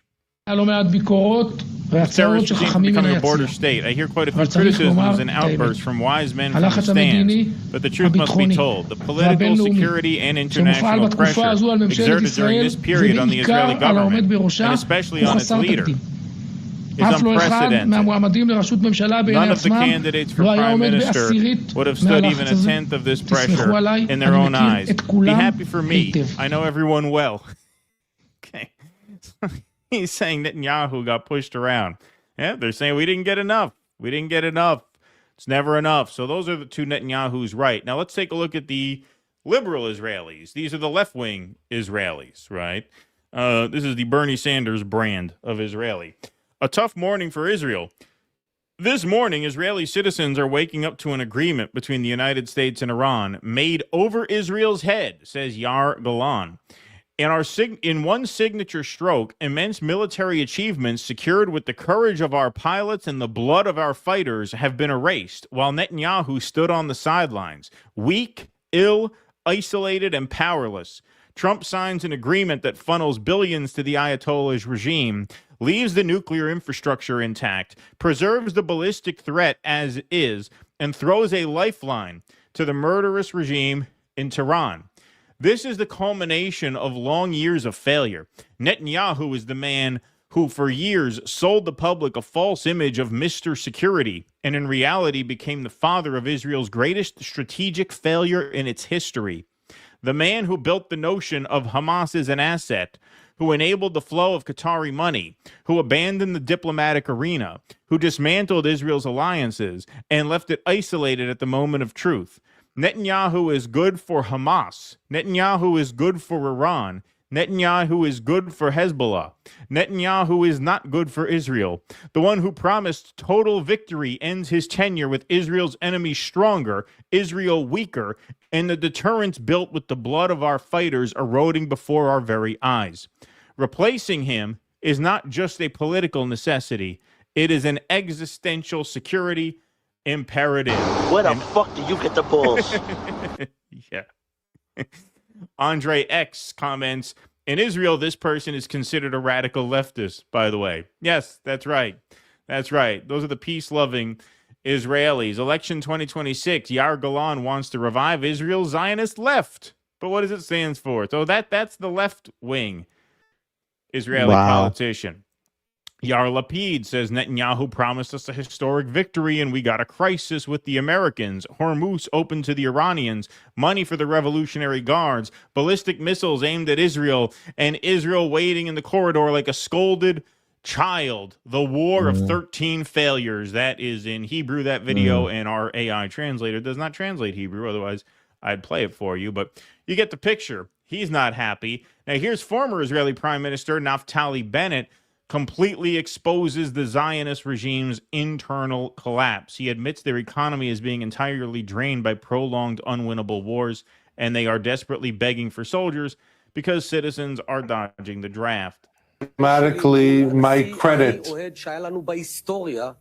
vis-a-vis the most favorable U.S. president in history, I would cash in only for the benefit of the state of Israel, you as the citizens, because I serve only you militarily. I'll return to the doctrine of fast and decisive wars as opposed to the doctrine of Netanyahu of prolonged, tiresome wars that... In other words, we got this blackmailed goy as president. Let's take advantage and let him do as much fighting for us as we possibly can. Okay, I mean, they just say it pretty much out loud. It's kind of amazing. The Israelis are panicking on Telegram. Israeli Telegram channel with 180,000 members is in mourning and fury. God will curse Trump. The first war in Israel's history that we lost. We have to admit the facts. Iranians taught America a lesson. Hopefully in 10 years, we won't be dependent on American idiots. Wow. Nice. Nice. See? That's our how greatest ally. Those are our greatest ally. Our greatest ally. Just amazing. Amazing. It is strange to an illogical degree. This is a diplomatic attack, a huge and massive disaster. Unequivocally, something very strange and unclear. Yeah. Then you have this. Former Israeli intelligence officer Ari Ben Menash says Benjamin Netanyahu is about to release the real Epstein files in an effort to sabotage the peace deal. Wow, that would be quite the finale. That would be everything coming together. Deal between the Americans and the Iranians, and it's going towards that. Netanyahu will try to sabotage it. One of the ways he'd sabotage it is by putting out Epstein material against U.S. government officials, including Trump. And he put it out there. New material that wasn't seen before in public. So it's not just Trump. I know that Howard Lutnick is mentioned. There are other officials. Not just Trump, other officials too. Yes. And he'll try to sabotage the whole negotiation and deal that would be that they're trying to make together. Okay, so notice something. How many Israeli politicians, we've just given you pretty much the whole scope from left to right to everywhere in between. How many of those Israeli politicians expressed an iota of concern for their American allies, right, who did this great thing for them? Not one. Now, contrast that with American politicians like Lindsey Graham, like Ted Cruz, like John Fetterman, who express a love for Israel before a love of their own country. They say time after time, Dan Bongino, that video that went viral, what's the issue most dearest to your heart? Well, security for Israel. Dan Bongino, security for Israel. Notice the concern that American politicians have for Israel, and then notice there's none of that coming back the other way. They don't give a fuck. That's why they're able to be honest about the fact that they lost and they ate shit, because if this deal holds, it is a function of the fact that America could not pay the political and economic price that would have been necessary to go all in to topple Iran, which was never going to happen. We told you that was never going to happen at the outset of this, before the outset of this. We've been saying this is not going to happen for as long as this topic has come up over the last 20 years. That's why no other president was stupid enough to do it. But they can be very honest about the giant L that they took, because they don't give a flying fuck about this country or the people in it. We exist to serve them. That's how they see it. And for everything we did for them, they feel like we let them down, and they make that sentiment known. So that gives you a real insightful glimpse into the nature of this quote unquote alliance. Yeah, it's funny how they really use anti-woke culture war signaling. We'll actually see that a little bit in the UFC segment, to sheepdog people into supporting Zionists and into supporting Zionism. Because really, you could not find a better study in where the idea that is core to what a lot of people call woke or find distasteful about it.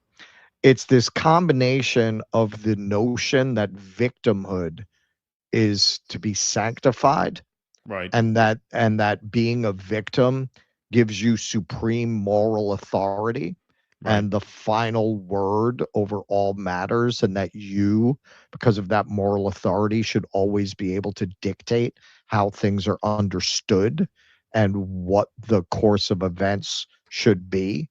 That is laced through all of the tweets that you shared. It's the assumption combined with an idea of supremacy and people who are not of your identity group being inferior. All that is very woke. And I can tell you, as a refugee from the Jewish community, you might say, yeah, that supremacy, religion is not prevalent.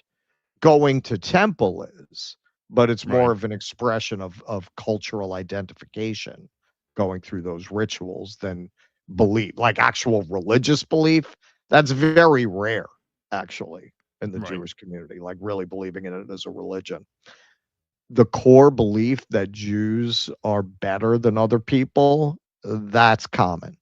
And it's a secular belief, really. It's a belief that look at all the scientists, look at all the Nobel Prizes, right? I mean, they love to talk about that. And in terms of even Israel, rather than to look at how much aid they get from the United States that has allowed them to win wars, it's more evidence of the superiority of Jews.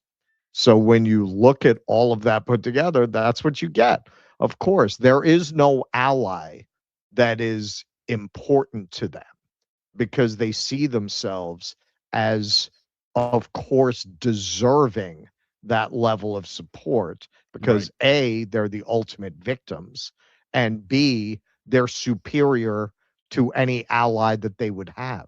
You Exactly. put that together and everything goes through the lens of what have you done for me lately? Right. Exactly. Exactly. And the more people you cram into that state, the more reinforcement of this utterly obnoxious belief there is, to the point where people don't question it, right? I mean, how could you go through life thinking everybody owes you something and that you're better than everybody else, right? It's kind of an impossible way to go through life Right. if you are amongst the people who you have that kind of contempt for, Right. because you're going to constantly be checked.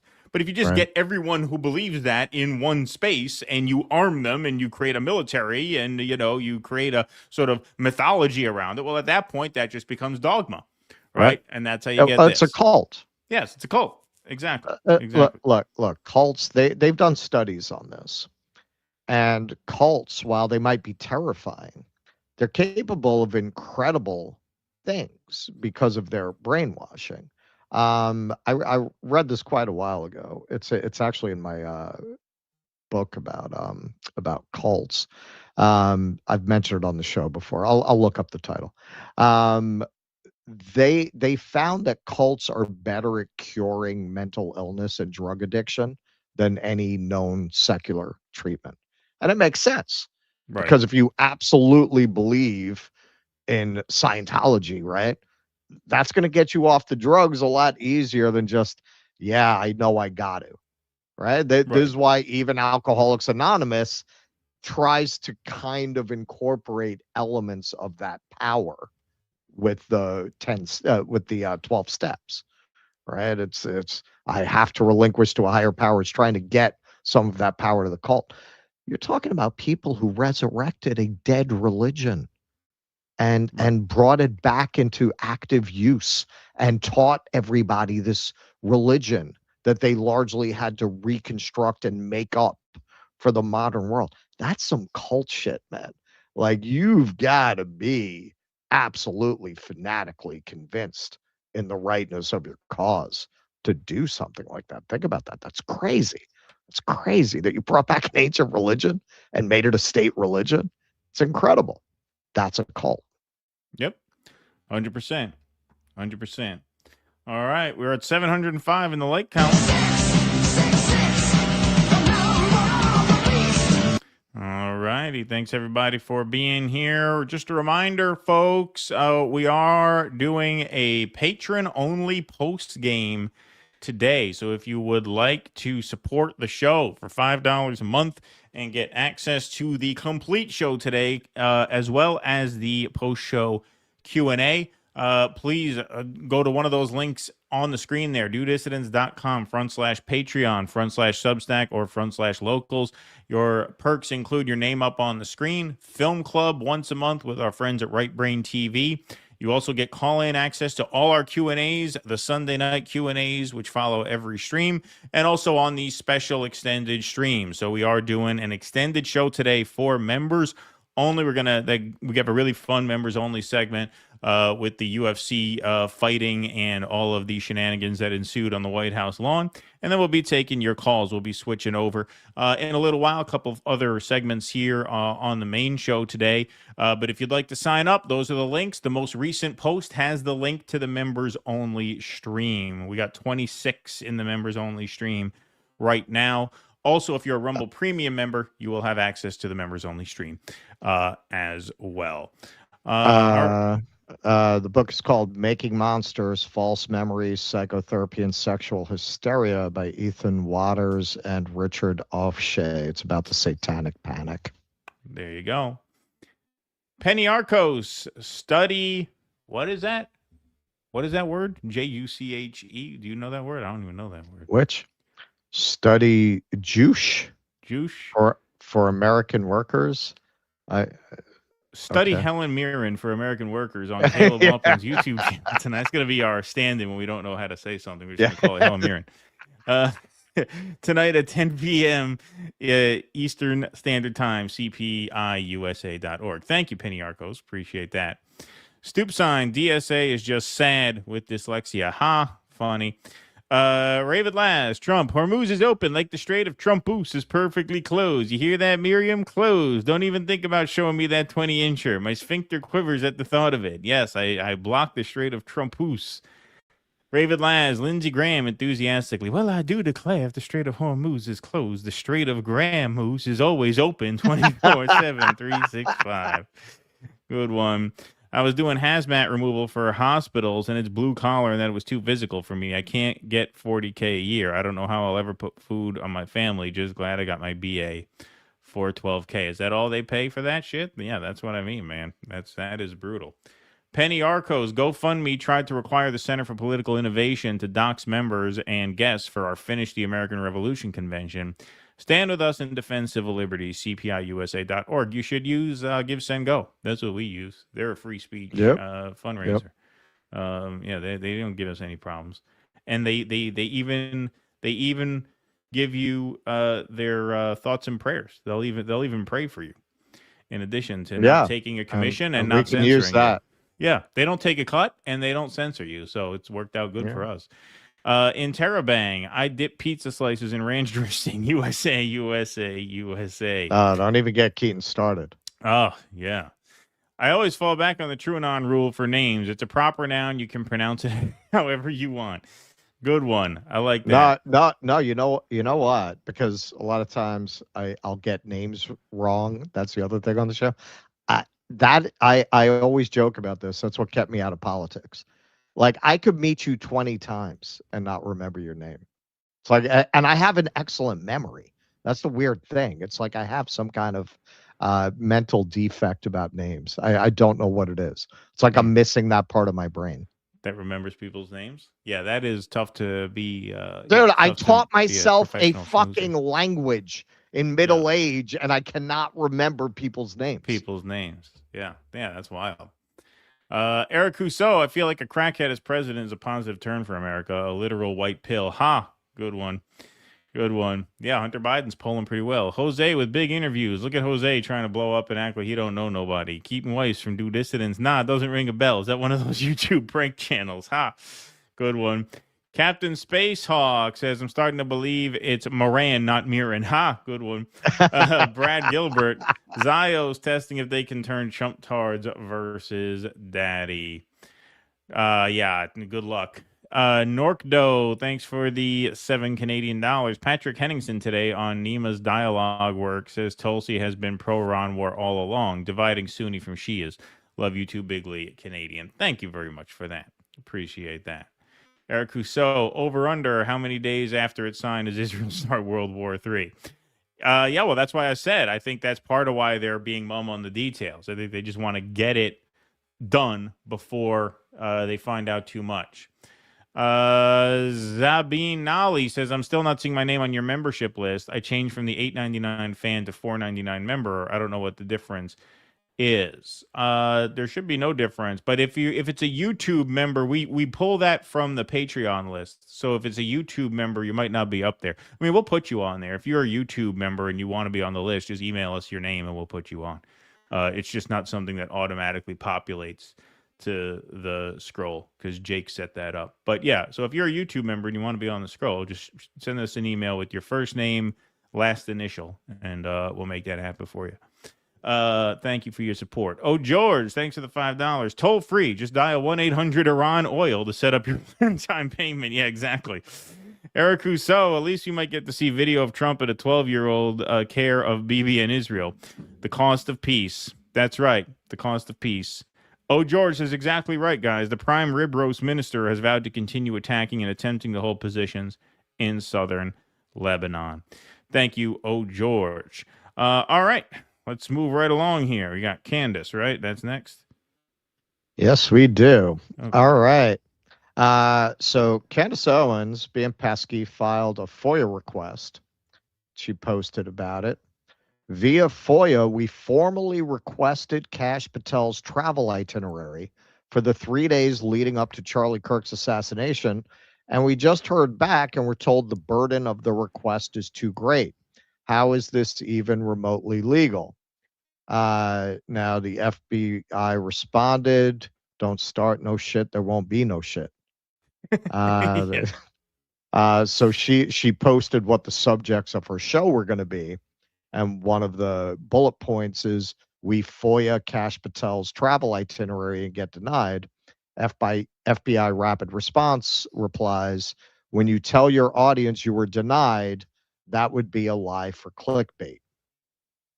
And they followed up, Dear Candace Owens, please show us on the document sent to you acknowledging your FOIA request where we said the burden of the request is too great. Your show, just like the fake news media, will be called out when you lie. Oh, in Trump style here. We hope this helps. I bet he wrote this. So they released the document. Let's take a look at a little bit of this. So basically they're saying that unusual circumstances, which they don't really explain, delay them from releasing it within the time that they're supposed to, which apparently is 20 days. Please be advised that unusual circumstances apply to the processing of your request. Unusual circumstances include one or more of the following scenarios. There is a need to search for and collect records from field offices and or other offices that are separate from the FBI Record Information Dissemination Section. There is a need to search for, collect, and examine a voluminous amount of separate and distinct records. There is a need for consultation with another agency or two or more DOJ components. These unusual circumstances will delay our ability to make a determination on your request within 20 days, excluding weekend and legal public holidays. Additionally, the payment of pertinent fees may apply to your request. The application of unusual circumstances is not a determination of how the FBI will respond to your substantive request. This letter provides notice that these unusual circumstances apply to processing and delay the determination of your request. Okay, so in other words, the upshot is we're not denying the request, but we can't do it in 20 days. That's the upshot of that. So your real question is, well, is that bullshit because it's a request for Kash Patel's schedule coming from Candace Owens, who presumably they're not very happy about. So she responded to this. Do you have nothing better to do than be a nitpicking little bitch in front of the world? Are you not embarrassed that other countries can read this account? When we said denied, we meant denied the mandated 20-day turnaround for a FOIA response. We were, in fact, denied that, citing unusual circumstances, which is why we included a link to the full episode where we showed on what 3 grounds that denial was made, plus suggesting adjustments from your office. Do you have a better way to spend our tax dollars than behaving like a boomer who doesn't understand that X is meant to be pithy? Is clickbait a legitimate Department of Justice concern? Who is running this account? Can we FOIA that? Damn. And clown face. Yeah, she don't play. Sassy. She don't play. Sassy. Desert Rose. These are 9 FOIA exceptions, and they don't qualify for any of them. Yeah. So Lionel here from Lionel Media, he is a lawyer, breaks down the objection. This burden objection makes little sense. A narrowly tailored 3-day travel itinerary request is not a fishing expedition, not a warehouse search, and not a demand for years of agency records. It concerns one identifiable official, one limited time window, and one discrete category of documents: calendars, travel logs, movement records, security itineraries, expense records, or scheduling materials. Under FOIA, an agency cannot simply recite too burdensome like a magic incantation. It must explain with specificity why the search would be unreasonably difficult, what systems were searched, what volume of records is implicated, and whether narrower processing or redaction could resolve any claimed concern. The obvious legal problem is proportionality. 3 days of travel records should be among the easiest categories to locate because federal officials do not move invisibly. Travel is scheduled, approved, reimbursed, staffed, and documented. If sensitive security details exist, FOIA already provides exemptions and redaction tools. That does not justify refusing the search altogether. The proper response is to process the records, withhold only lawfully exempt portions, and provide a Vaughn-style explanation. Too great a burden sounds less like law and more like bureaucratic fog machine. In other words, it's bullshit. Now, the only thing I will say that contradicts what he's saying a little bit is they did actually offer an option to narrow the request and have a phone call, which he kind of suggests they didn't do. Please advise in writing if you would like to discuss the reducing the scope of your request. Provide a telephone number if one is available where you can be reached between 8 a.m. and 5 p.m. So they did actually offer an option of narrowing the scope. However, if you watch the full episode, which I did, or the full segment, she does share the wording of her FOIA request. And her FOIA request very explicitly said, we're not asking for classified information. We're not asking for details on his girlfriend or anything private or personal, only the public record of his schedule. Not asking what he ordered at the Margaritaville, just trying to confirm or deny whether he's there. We're not asking if he is on a bottom-friendly diet. Yeah. We're not asking anything like that. So Blake Neff, producer over there at the Charle Kirk show these days, responded to this. Here we can see the latest thing that Candace will fixate on for the next 2 weeks as all important. The key to blowing the case wide open so that she has an excuse to harass more people. Of course, when she gets bored or successfully extracts whatever thing she is looking for, which of course will be a total nothing burger, she'll move on to dismissing it as irrelevant or just stop talking about it entirely and move on to her next fixation. Mm-hmm. This will continue until people stop falling for it. Yeah. She responded, I'd like to see these guys fixate on anything that's going on in the world right now. The Iran war, the Epstein. It's like this organization doesn't comment on the news anymore. It's like at this point, they're a wholly owned subsidiary of Israel. Yeah. And that's it. And it shows. I mean, when they just did that TPUSA thing, there was nobody there. There's nobody there. It was empty. Why are you so triggered by a FOIA request? If you don't want to have to abide them, then maybe don't become the FBI director and use taxpayer dollars to fund your girlfriend's security. It's actually my right as an American to know where he is and what he's doing while he's spending my money. If it helps, I don't think Kash Patel murdered Charlie, but nobody's really suggesting that. I mean, clearly he would not be competent enough to even pull out a covered up assassination at the level of incompetence that this was. But you're remarkably... He can't even cover up someone else's crime, much less him. Yeah, I don't exactly, much less to cover up his own. Yeah.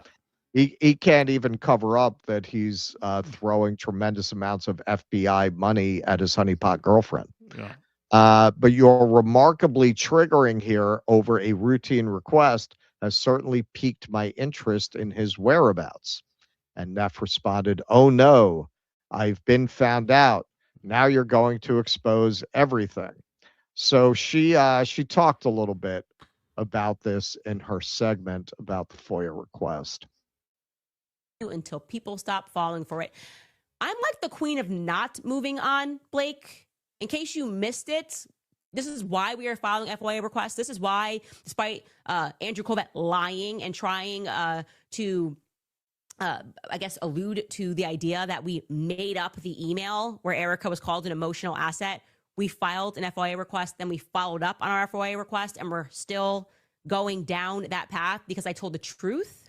We don't actually let things go. In fact, you guys usually call me obsessed. Obsessed people don't let things go. And I also want to say, Blake, you're right. I am obsessed with who killed Charle Kirk. Why aren't you? Why aren't you obsessed? Why don't you just rename the Charle Kirk show the Truman Show? I feel like that would be more appropriate for what's left over, whatever this is. It's like litter, watching you litter every single day on his name, on what he represented, on how he felt. You're upset because we're holding our government accountable because we pay money and this is what we're allowed to do, to say, hey, Kash, what were you doing on these days? Maybe it is nothing. That's correct. But guess what? It's my right to find out. It's not called harassment. In fact, I would almost say that the amount of tax-paying dollars that I get for absolutely nothing is a form of harassment. It feels like financial harassment to all of the Americans who are paying and being made to consume the Fed slop of the Charle Kirk narrative. So anyway, we're going to keep filing until we get to the bottom of things. But I can promise you we will not be moving on. How's that, Blake? We will not be moving on because everyone can see what you guys are and who and what you are covering up for. You are fooling no one. Yeah, we're in a brave new world, and we've been there for a while.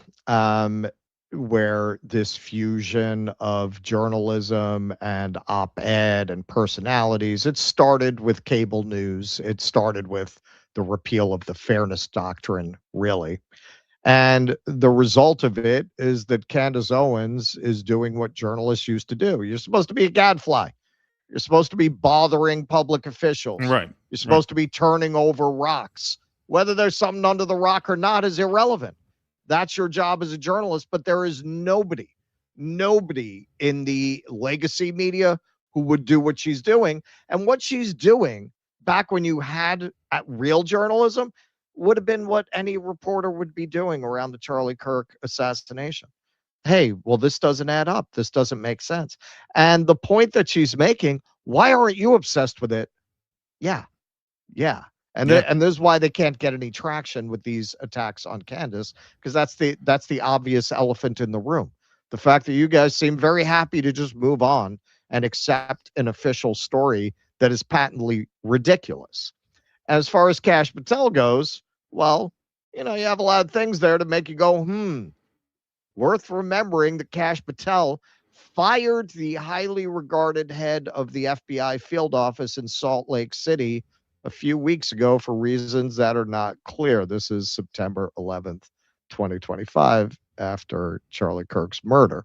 Yeah, why this was a very highly regarded counterintelligence person in the city where Charlie would shortly after be murdered. Why did this person get fired? And then you have this from Casey Allen. According to the New York Times, citing anonymous insiders, FBI Director Kash Patel shut down an attempt by Joe Kent, Tulsi Gabbard's top advisor, to probe possible foreign involvement in Charle Kirk's assassination. Mm-hmm. Okay, well, hey, this seems like the kind of thing that if you were Charlie's close friend would make you appreciate that somebody is trying to look into where Patel was 3 days before the murder. And then, of course, you got the mystery of why this woman is fucking him, which has led to a lot of speculation on her motives. Ha, babe. Would you fire the Salt Lake City FBI field director a week before Charle Kirk comes? Oh, no reason. LOL. But, here he is. He just dropped this. The fighters of USC brought the heat last night. Now this FBI is doing the same thing, launching Summer Heat 2.0. We will protect America, and we will find you. Well, apparently you're going to find everybody who's not in the Epstein files. You're not doing much to actually find the people that the American people want you to find, the pedophiles that you work for, the people who actually are responsible for killing Charle Kirk. And this is why Candace has credibility on this subject. There is just no way. Look, reading through what the FBI said there, it seemed to me, given the incompetence of the government in general and this government in particular, I'd be surprised if in general they're able to meet a 20-day standard for a FOIA request. I could be wrong. I've never filed one. So I read that. I said, it seemed very boilerplate to me. But are they dragging it out because it's Candace Owens? Either way, to try to cast it as ridiculous that she's trying to find out where Kash Patel was, that dog's never going to hunt. And that's why the viewership of all of these channels that have aligned with the official narrative have collapsed, including most obviously Ben Shapiro. Like, nobody believes this.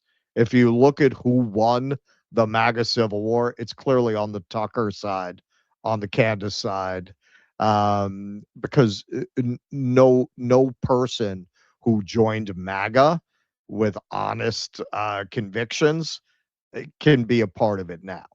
And they're not going to become Democrats, but there are voices who are speaking against this, and that's where all the people who actually meant America first gravitated. And to their credit, that's most of them. What you got left are the scum who were fighting on the lawn, which we'll get to next at the UFC 250. Yeah.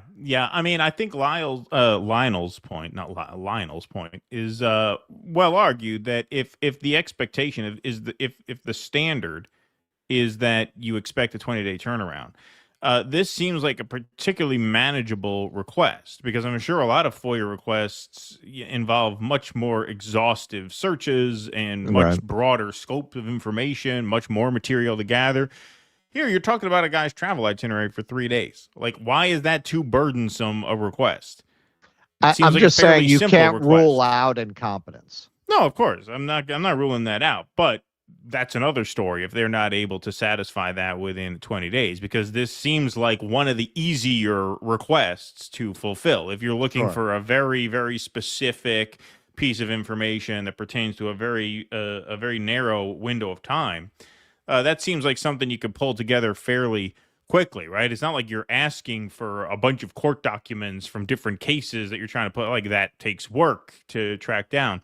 This seems fairly easy. So yeah, I mean, I think his point is well founded, and more broadly speaking, of course. I mean, the fact that guy was fired a few weeks before the shooting, like some random it was a woman. A woman. Well, see, that's why that explains why he was fired. Must have been trans. Yeah. Well, there you go. All right, so that explains that. It was a brown woman too. Oh, so okay, so that explains why they fired her. All right, well, we can cross that off the list. No, the fact that she was fired, a few weeks before the shooting, I mean, of course, that is extremely suspicious. I mean, it's just, all of these things add up to, a big mystery that makes you really understand just what a crock of shit the official story is. Like I said, from the second, the day he was killed, the second they said that George Zinn wasn't the guy, I was like, oh, here we go. Yeah. Something is afoot here. You got a guy screaming, shoot me, shoot me, shoot me, being dragged away in handcuffs. That's not the shooter? No. Oh, no. They always rush to pave over a recent crime scene. And then all of that. Yeah, exactly. But right away, as soon as we realized George Zinn wasn't the guy, because it was everybody was under the assumption that he was the guy for about an hour. I mean, it was a long time. It wasn't just like a couple of tweets. No. Right. So, yeah. So that was, right away, it was pretty obvious to me that this was some kind of screw job here. But yeah, just time after time, they just can't help but digging even further. Well, and to her credit, man, Candace Owens is the only person who won't let this go, to her point. Like, of all people to say she's going to let this go in 2 weeks. What are you talking about? Yeah, let it go. Right. Yeah, exactly. All right. You want to take some super chats? All right. One more segment here on the YouTube side, folks, and then we will be switching over to Rumble. So if you'd like to sign up, patreon.com/DueDissidents. We'll be heading over there for the post game after this next segment. All right. RD&W. Barring the abolition of nuclear weapons, the entire world would be safer if Iran had nuclear weapons. Well, I agree.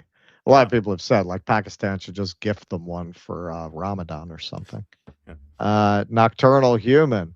I think it's important that people stop repeating that the U.S. is giving Iran money.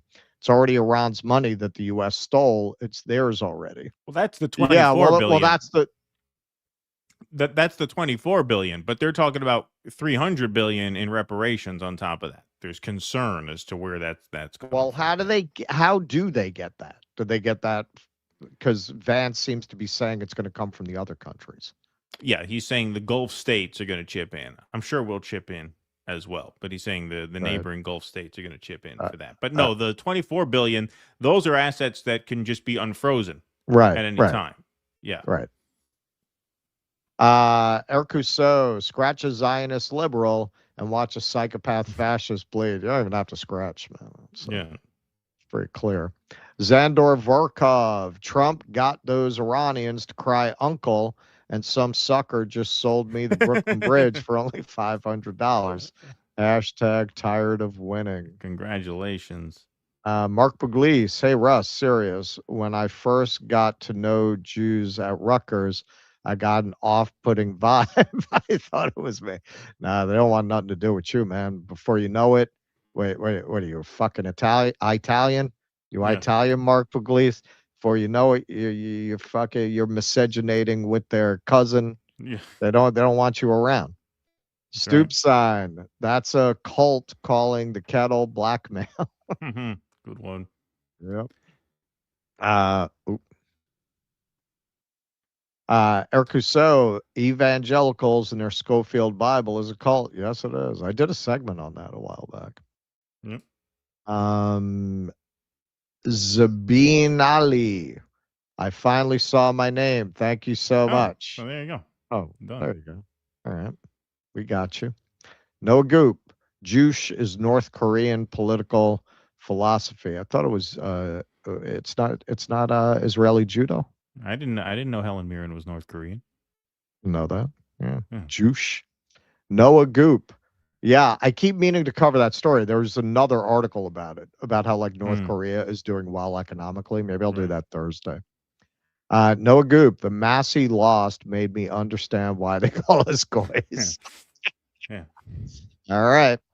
All right. We got one more song for you guys, and then we will be switching over to the post game where we got a fun segment on the UFC shenanigans. But hey, good news days are few and far between, and so when something happens online that's fun and entertaining and positive, you really kind of have to milk it for all it's worth, and that's what we're gonna do now here. Nothing gets you through the day like Zionist meltdowns. So we got a few for you here. Here is, as news was coming in that the deal was signed and that the Israelis have been sidestepped. Here is John Podhoretz lamenting, there is not a person on earth who's going to say that America didn't lose this war. Nobody. Carpet bombing them to reopen the Strait of Hormuz. Now we're removing, the blockade to reopen the Strait of Hormuz. Next time we'll be giving up something else to reopen the Strait of Hormuz. This is the way negotiations with the Iranians work. It's the way negotiations with us work. Yeah, it's about us. It's not about them. What they want is completely clear. They want freedom of action. They want to be able to close or open the Strait of Hormuz at will. They want to continue their nuclear program, and they want to continue to build ballistic missiles. And we are extending to every one of those. They want survival. They want a nuclear program, and they want to drag out negotiations through the election. They want to humiliate Donald Trump and move on to the next president. And no, they've already succeeded. I don't know Yeah. what they need to keep going for. They can negotiate, not negotiate. Nobody on the planet Earth is going to see this unless you are literally a paid agent of MAGA related to Donald Trump or some lunatic who is really excited by the possibility of Trump turning on Israel. There is no person on earth who is going to say that America didn't lose this war. There is no... Well, you're wrong about that, because we are excited at the prospect of Donald Trump turning on Israel, and we're saying that they lost the war. They lost the war. Nobody. The U.S. has lost this round, but I want to. I want this round. We lost this round. Don't worry, we'll be back. We'll be back, right? There's more. There's more of the chosen panel here. There's the super group. That could be worse, because if this war ends the way I fear it's going to, America is going to be in a strategically, tactically, and militarily worse position than it was under Biden and before Trump came back into power. That is to say, he made a choice to test America's resolve, America's ability to win war, to exert its will, to change the nature of the map, and he has choked. He has chickened out. He has bled himself dry. All these people, by the way, far more financially successful than us. They all make so much more money talking this absolute nonsense than we make telling you the obvious truth. Where's the justice in that? Where's the justice in that? That's why you see these people all the time. It is always the case that the anti-war people are proven right in the end. But that's obviously not where the money is. And better that we shouldn't have done it in the first place, because we have 25 years left. We have 75 years left of this century. We have 75 years left of this century. Trump, the crazy lunatic psychotic who doesn't care about lives and will do anything and do anything, could not bear the idea of putting a boot on the ground anywhere in Iran. Was it your boot on the ground? Is that an expression of will to volunteer? I mean, the absolute contempt that these people have for their own country. Like, once again, we say this all the time, we're not saying anything new here. If you feel this way, you should be living in Israel. You should not be living here. You should move to Israel. To talk so cavalierly about, oh, they say Donald Trump's so crazy, but he's not willing to sacrifice more troops for this war. Well, unless you are volunteering to go and die on Karg Island, then either shut your fucking mouth or move to Israel and talk this shit if you want to talk this shit. Like, what are you doing here? What are you doing here? You clearly have nothing but contempt for your own fellow citizens. Obviously. I mean, he says it, Levin says it, they all say it. They all act like American lie. Oh, what? You can't sacrifice a couple thousand troops for Israel? Yeah, I was watching a documentary yesterday. I'll look up the guy's name, about an anti-Zionist in England in the 19th century who was speaking out against this as it was gaining momentum. He was speaking out against the Balfour Declaration and the Rothschilds' attempt to found a state in Israel, because he felt that the Jewish project had been to be accepted as British citizens and as equal citizens and as patriots, as Brits. And once you introduce this idea that our true homeland is someplace else, you're going to undermine the entire attempt to normalize Jews as citizens of the empire and loyal subjects of the crown. And you're going to create questions of dual loyalty in the end. People will always question whether Jews are more loyal to this Zionist project than they are to the country that they're in. And it took a while, but we got there, and you ain't seen nothing yet. Once the dam breaks, they're not going to be able to hold back the overwhelming consensus of not just public opinion in America, worldwide opinion forever. It's just too prevalent a feeling and a belief among people all around the world that Israel is evil. You're not going to forever be able to hold that back. And because the Zionists have done their work very well, and frankly, Jews in the diaspora have done the work so well of convincing people that Zionism is Judaism, that's going to impact everybody. I started my my Catholic training now. Yeah. I'm getting ready, man. Hey, those communion wafers are tasty. I could do Hey, some people have made the point, for the first time ever, the Pope is actually eligible to run for president. He should run. He'd win. Oh, yeah. He'd win in a landslide. Who's Sure going he to vote would. against the fucking Pope? Nobody. Yeah. JD Vance can't vote against the Pope. He'd have to vote for the Pope over himself. Here's Ben Shapiro. I like this commentary by Chris Minahan. Ben Shapiro kvetches up a storm over Trump's Iran deal. Yeah, let's see here. Ben Shapiro. To respond to terrorism across its border, as we'll see, if the United States is going to suddenly become an advocate for the idea that Israel can't defend itself, then this is a giant L for the United States and for our allies. Israel has the right to defend itself against threats, but the attack it was responding to was very small and meaningless. Nobody was hurt, injured, or killed, and should not disrupt this important process. I really don't think the president would see it that way if, say, Mexico had fired a bunch of drones into American soil and blown them up, and no one got... Israel attacked Lebanon weeks after October 7th. So this whole idea, well, Israel has the right to defend itself against Lebanon. Tucker Carlson made this point to that New York Times reporter. Does Lebanon have a right to exist? Does Lebanon have a right to defend itself? It's just like you start the clock when Israel gets hit. Lebanon was hit weeks after October 7th, despite the fact that they obviously, once again, look at a map, had nothing to do with October 7th. Right? Killed. I don't think it works that way. I'm pretty sure it doesn't work that way. No, the way it works is Israel gets to bomb whoever they want, and anybody who says anything about it is somehow an enemy of America.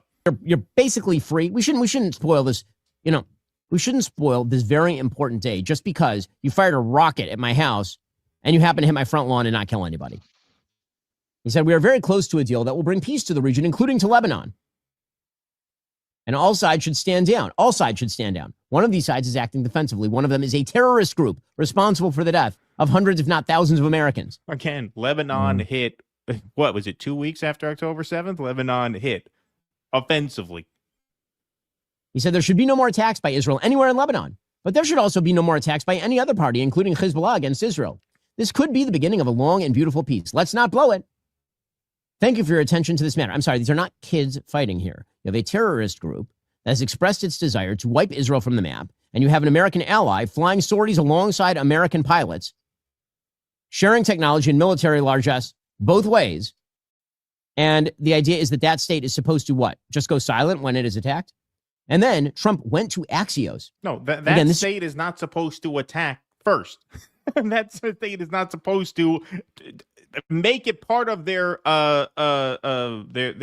ethos to conquer Lebanon. Lebanon is part of Greater Israel. They have expressed a desire to as he claim very well that knows. land, as he very well knows. Just the kind of signaling that is not useful. It is not good. It does not help negotiations. It looks like weakness, and the Iranians can sense weakness. They can smell it. The president went to Barack Ravid at Axios. They can sense weakness in his tweet. No, they understand their position. They understand the strength of their position because they, for one reason among many, they know how to look at a map and they understand, hey, we control this waterway. We got the world by the balls. That's why no president was stupid enough or blackmailed enough to do this in the first place. But he did it for your country. And by your country, I of course mean Israel, because once again, you're broadcasting from America as if you have a dog in this fight. Right. Again, not to beat a dead horse here, but you should be broadcasting from Israel if you feel this way. You should be living in Israel if you feel this way. Why on earth would you not live in Israel if this is how you felt? We've said that over at Russ made that point many times. If he felt the way these guys felt, he'd live there. I would absolutely live there. No question about it. Why would I not want to be in the homeland of my people? Right. Why wouldn't I be there if I believed that? This way you can advocate for the defense of your people from the homeland, and you could put your money where your fat fucking mouth is. But of course they don't want to do that. Yeah. They don't want to do that. There's the rub. Instead of paying my American tax money to Israel. I could be an Israeli taking American tax money. Right. It's a win-win. And fighting the good fight. Yeah. Rather than paying money to lobby a government to fight the good fight for the country that you're not living in. Not living in. But hey, of course, nothing held a candle to Mark Levin. Appalling. They fought beside us. Now we celebrate talks with the enemy, and the enemy knows more than our ally. This is shocking because Israel's been sidestepped. So Mike Crispy comments, this is very disloyal and sad behavior from Mark Levin. President Trump promoted and supported him, and the minute he doesn't get what he wants, he throws a temper tantrum like a child. Trump knows better than you, Mark. I trust his deal, and you should too. Shut up. No tantrum. On the contrary, look at your post. Nothing substantive, nothing about Iran, nothing about anything. You contribute nothing at all. The Iranian regime loves slugs like you. The debate over Iran will proceed another 60 days, and this is your best. Pathetic. And then Jack Posobiec tweets out, Vance says Israel striking Beirut almost thwarted peace deal. How dare Israel defend itself? How dare... Die for me, Goyim. Die. Die. Since when did these uppity Goyim not want to die for Israel anymore? Well, okay. Eventually he's going to just say that. Eventually he's just going to lose it and scream that into a microphone. And this is where, in the end, they're overplaying their hand. This is definitely one of these darkest before the dawn. Everybody who goes out on a limb for them, as soon as they in any way do not 100% down the line do what they want, they come at them like this. Yeah, like this. And you're showing who they're doing it to Helen Morin. She said a little bit in that interview that maybe some of the things they did weren't right. They came right at her. They don't care if you for decades have been simping for Israel. You gotta sing from the choir book, man. It's a one off note. They're ready to throw you under the bus. Oh, In the end, people see this. Yeah. They see this, and they are eventually going to marshal a reaction. Lindsey Graham is not going to be able to protect these people forever. Levin went on a whole rant about how Jack Posobiec should be fired on his radio show. That Turning Point USA should fire him. For what? For this? For this you want him fired? I mean, it's unbelievable. It really is unbelievable. One of these days, the mask is just gonna slip, and he's just gonna snap and say, essentially, die for me, Goyim, on the air.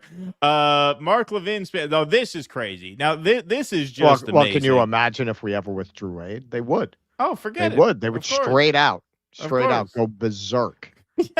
Yeah, just absolutely insane. Absolutely insane. So this, I mean, you talk about outdoing yourself, like you see these people say the most unhinged shit and the most shameless shit, and you think, well, certainly this is the bottom, right? There can't be a low beneath this.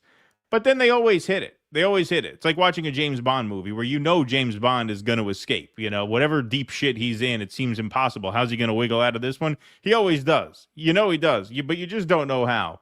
Well, this is kind of like that. So how much more ridiculous could Mark Levin be? Well, here is Mark Levin insisting that this peace deal must be ratified by a supermajority in Congress. Otherwise, it cannot be implemented. Do it. Because that's not discussed either. Yes, Congress will have to look at this. And most importantly, they're going to look at whether this deal can be upheld, I suspect. Now, this should be treated as a treaty under the Constitution for we constitutional conservatives. Constitutional conservatives, he says. Constitutional conservative, he says all of a sudden. Whoa, Congress has the power to declare war and to enact treaties. This guy has supported every war of his lifetime, and since George Bush basically said, you know what, fuck the Constitution, I'm the president, I can declare war if I want, he supported that as well. Now when it becomes time to end the war, he's Mr. Constitutional Conservative again. you can only achieve peace through constitutional means. When it comes to declaring war, you could just, jump through all of those hoops, no problem. Now, all of a sudden, Mr. Constitutional Conservative.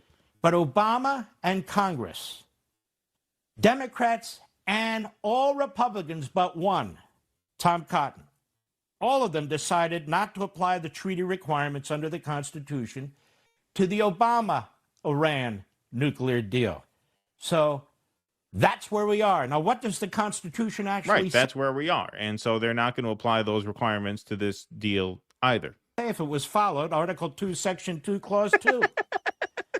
The president shall have power, by and with the advice and consent of the Senate, to make treaties, provided two-thirds of the senators present concur. This is reading the Constitution now. So you're saying this never should have happened. Right, yeah. Well, Obama Saying realized striking Iran was unconstitutional. No, not that. No, ending the war is unconstitutional. Not ending starting it. it. Not starting it. Not the No. starting He it part. didn't Only read the the ending Constitution part. that night. The night the war started, didn't read from the Constitution. Now that there's going to be peace. Yeah, this was like the libs who liked the Jack Dorsey version of censorship, all of a sudden turning into libertarians about the freedom of corporations to censor. Yeah, exactly. Get that. So he conspired not only with his party, but the Republicans to get around it. Because that's a high bar.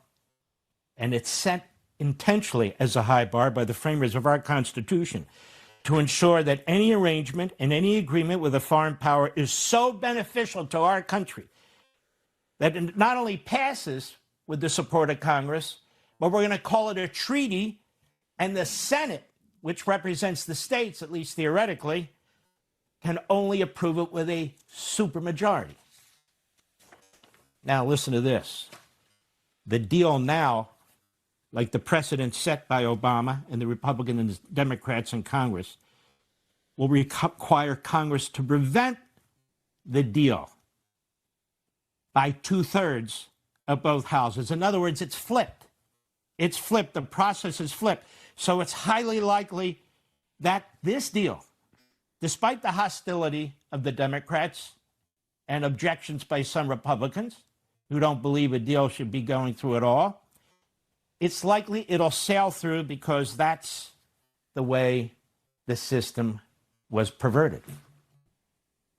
Yeah, that's the way the system was perverted. Not by granting George Bush a loaded gun and say, here, do with this what you will, invade Iraq or don't do it. That's what the Democrats all hid behind because they all voted not for the war, but to give him the power to go to war. A war that Mark Levin supported as vocally as anyone on earth, just as he supported this war more vocally than anyone I can think of. Now he's invoking the Constitution to warn about how it would be to break from precedent and norms to actually end the war. Just absolutely extraordinary. And it wasn't just American pundits here. Talk about balls. Sagar and Jetty caught this. The Jerusalem Post laments America no longer has the stomach for war. Oh, wow. Oh, we don't have the stomach for war. Is that right? Right? How many IDF soldiers were going to be put on the ground in Iran? 0. They said, no, we're not sending ours. We're not sending ours. No, you have to send yours. You have to send yours because you owe it to us to send yours. Once again, I mean, this is literally an Israeli outlet, obviously. But these other three guys may as well be. Like who do they think they're fooling? Like, I guess people who were. I'm trying not to say this. I'm trying to be nicer about this, but I'm sorry. I've already half a sentence in. People of a certain age who have been bred in a certain propaganda, I guess, can watch a guy like Mark Levin and think that's an American looking out for Americans. But to anyone who is not in a cult of their own, it is just so nakedly obvious where their hearts are. Dual loyalty. They bitch about being accused of dual loyalty. Dual loyalty is too kind a phrase for these people. They are loyal to one entity and one entity only, and that is the Zionist entity. They have no loyalty to America whatsoever. This fucking guy comes up here and says, they couldn't commit troops. What? Trump's supposed to be this violent maniac. He couldn't spare any troops for Israel? Not bear the idea of a single American possibly being taken hostage, which I understand. I'm not saying that either of those is a good thing, but if you're going to go to war, you have to put boots on the ground. If you're going to go to war, you have to understand that there are sacrifices that not only not my boots, not my boots. I'm not sacrificing. You have to be willing to sacrifice your people. It's just it's extraordinary, and as you said, like they're not going to be able to pull this shit forever. I think most people look at this and they understand that these people should be living in Israel. They should not be living here. Yes, and when you see the goy slaves like Dan Bongina, or Kash Patel, or any of these others, when they asked them, or Tulsi Gabbard, when they asked them questions about their political priorities, and they immediately go to, well, we have to protect Israel. We have to defend Israel. Mike Huckabee. Like, it is nuts. It's nuts. That's even worse than you join the cult. That's right. You join the cult with the understanding that your only role in the cult will be to serve the people who actually run the cult. Right. That's the cult you're not even going to be one of the elect within the cult. You're always going to be scrubbing toilets in the cult. That is crazy. Like, is it just the money? I guess it's the Zionist apparatus, it seems, has so infiltrated so many power structures through various means, not money alone. Like, I don't think you can overstate how much blackmail seems to be a factor in the way they get this level of control. There are, like, Mike Huckabee is a genuine religious nut. Like, that's where he's coming from, and that's where some of them are coming from. But that's not where Bongina's coming from. That's not where Tulsi's coming from.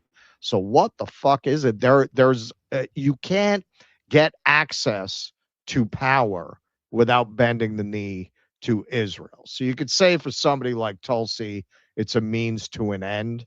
It's not. They don't have direct control, but they have control in terms of her naked careerism. Like, you have to have that position to get anywhere inside the power structure. But how do they have that level of control?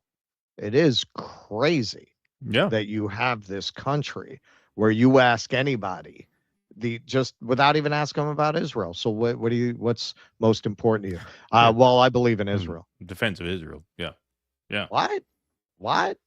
Yeah, it's not going to hold. It's not going to hold. And they're just, when you have the kind of impunity they've had for as long as they've had, they just don't even bother to think through how they're coming across.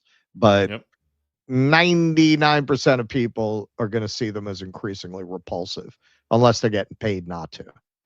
Yep, exactly. All right. I'll take some remaining rants and chats. First, a word from Rumble Wallet. So, of course, a quick question for you all. How much control do you actually have over your money right now? Because technology has changed everything, and now it is changing the way money works. And so you can get started with Rumble Wallet by going to wallet.rumble.com or scanning the QR code that's on your screen right now. This isn't hype. This is where things are going. It's easier than you think. You can buy Bitcoin, hold dollar-backed stable coins, and even own digital gold backed by real gold, all in one place. It's a non-custodial wallet, which means you control access to your funds. Setup is simple. It connects with MoonPay, so you can use your debit card, your credit card, or your bank account and be up and running in minutes. And for a limited time, you could start your wallet with $10 in US stablecoin by downloading the Rumble wallet and entering our exclusive promo code here, which is DO10 when you sign up now. And when you do that, you can even use that Rumble wallet to support us here on the Rumble platform. So you can get started now. Scan that QR code, click the link in the description, or go to wallet.rumble.com/DUE, D-U-E, and download the Rumble wallet. From there, you could set up your wallet, enter promo code DO10 to get your $10 in US stablecoin, and start sending those Rumble rants our way. It's a great way to support the creator economy. The platform takes 0 fees when you Rumble rant us through your Rumble wallet. So take control of your money and get started with Rumble Wallet today. So head on over to wallet.rumble.com. You can make it super easy by scanning that QR code right now to get started. All right, I said I would get the name of that anti-Zionist Jew from the waning days of the British Empire. His name was Edwin Montague. Edwin Montague. Yes, and the video, if you're interested, is called "Zionism Was Supposed to Save the Jews." This Jew said it would destroy them, and the channel is, what is that? History Culture Projects. All righty. We'll take some remaining rants and chats. Eric Rousseau says Candace was going to FOIA Brigitte Macron's prostate exam results, but that would have taken more than 20 days. Kash said, "We will find you," a.k.a. his audience. Good one, Brad Gilbert. Peter Monahan says, Eric Trump Daniel. Check it out. Thank you, Gator Pete. Appreciate that. Vientikes says, I can't remember names that well either, Russ. It has to do with how your brain works. Many progressives, says Kemen, are saying that Tucker and Candace are just anti-Israel because they're anti-Semitic. Any truth to this? No, I don't think so. I don't think so. I mean, he just had trade up. Like, they seem genuinely like. Look, like most people are not indifferent to seeing like kids with their heads blown in half. Like most people are repulsed by that. Yeah. So yeah, exactly. One person in the chat made a suggestion, given that I seem to be incapable of pronouncing this name. From now on, it's Helen Meerkat. Helen Meerkat. Yeah, there you go. I like that. I like it. Andy Gardner, thanks for the super sticker. Appreciate that. I like this. Pray the gay away. Says, hey guys, I just finished my gay conversion therapy and I'm only one prayer away from being fully straight again. P.S. Did Graham Plattner take his shirt off again since winning the primary? Good one. You even committed to that bit by changing your name to Pray the Gay Away. That is commitment. Vanticus says the cardinal rule of following is that the more unfounded things you can get people to believe, the greater the following. Yep, that's a cult thinking. Absolutely. That's the cult MO. Look at the size of that flag on his lapel. Yeah, Levin, really, yeah. As he gets more and more unhinged, the lapel gets bigger. People have commented about that. Peter says, like Barack Obama brought the MOA with Israel to Congress. Oh, wait, that never happened. Israel is not an ally of the U.S. The MOA has no obligations for Israel. No, the question is, if they're not a party to it, do we consider them independent and leave them in the lurch when they pull shit? And that's an open question, to put it mildly. ASM. I will predict right here they're gonna put that to the test. Yeah. Yes. Well, of course, we know that for a fact. The media was saying SpaceX IPO is the biggest day of wealth creation. Actually, what happened was the majority lost their wealth, i.e., homes became that much more expensive, rents went up, etc. Good point. Peter Monahan says Technicolor Dreamcoat, One Flew Over the Cuckoo's Nest, The Truman Show equals 1984. Welcome home. Please clap. Yes, thank you, Gator Pete. Appreciate that. A value comes from labor, physical, emotional, or mental. This is what's lost in the talk of wealth creation. Real wealth equals how much humans benefit. Kami, what kind of talk is that? Humans benefiting? What, are you crazy? Why don't you go live in Israel? All right, everybody. Well, hey, that is most of our show. The show will continue. We're going to do a fun piece on the UFC melee on the White House lawn over on Rumble for patrons only. If you are a Rumble Premium member and you're watching on Rumble now, you can stay right where you are. This stream is going to become a members-only stream on the Rumble side in just a moment. If you're watching on YouTube and you want to join, patreon.com/DoDissidents. In the most recent Patreon post or Substack or Locals, you'll find a link to the members-only room. There are 43 hanging out in the members-only room right now as we speak. So we're going to take a 5-minute break and do the rest of the show for members only, plus a call-in Q&A. Everyone else, we'll see you Thursday at noon Eastern. Until then, thanks very much for being here today. Thanks to the YouTubers and the Rumblers and the mods for keeping the peace in the chat. Members, we'll see you in 5 minutes with the rest of today's show. Would-be members, you could sign up right now. You got 5 minutes. You won't miss a thing.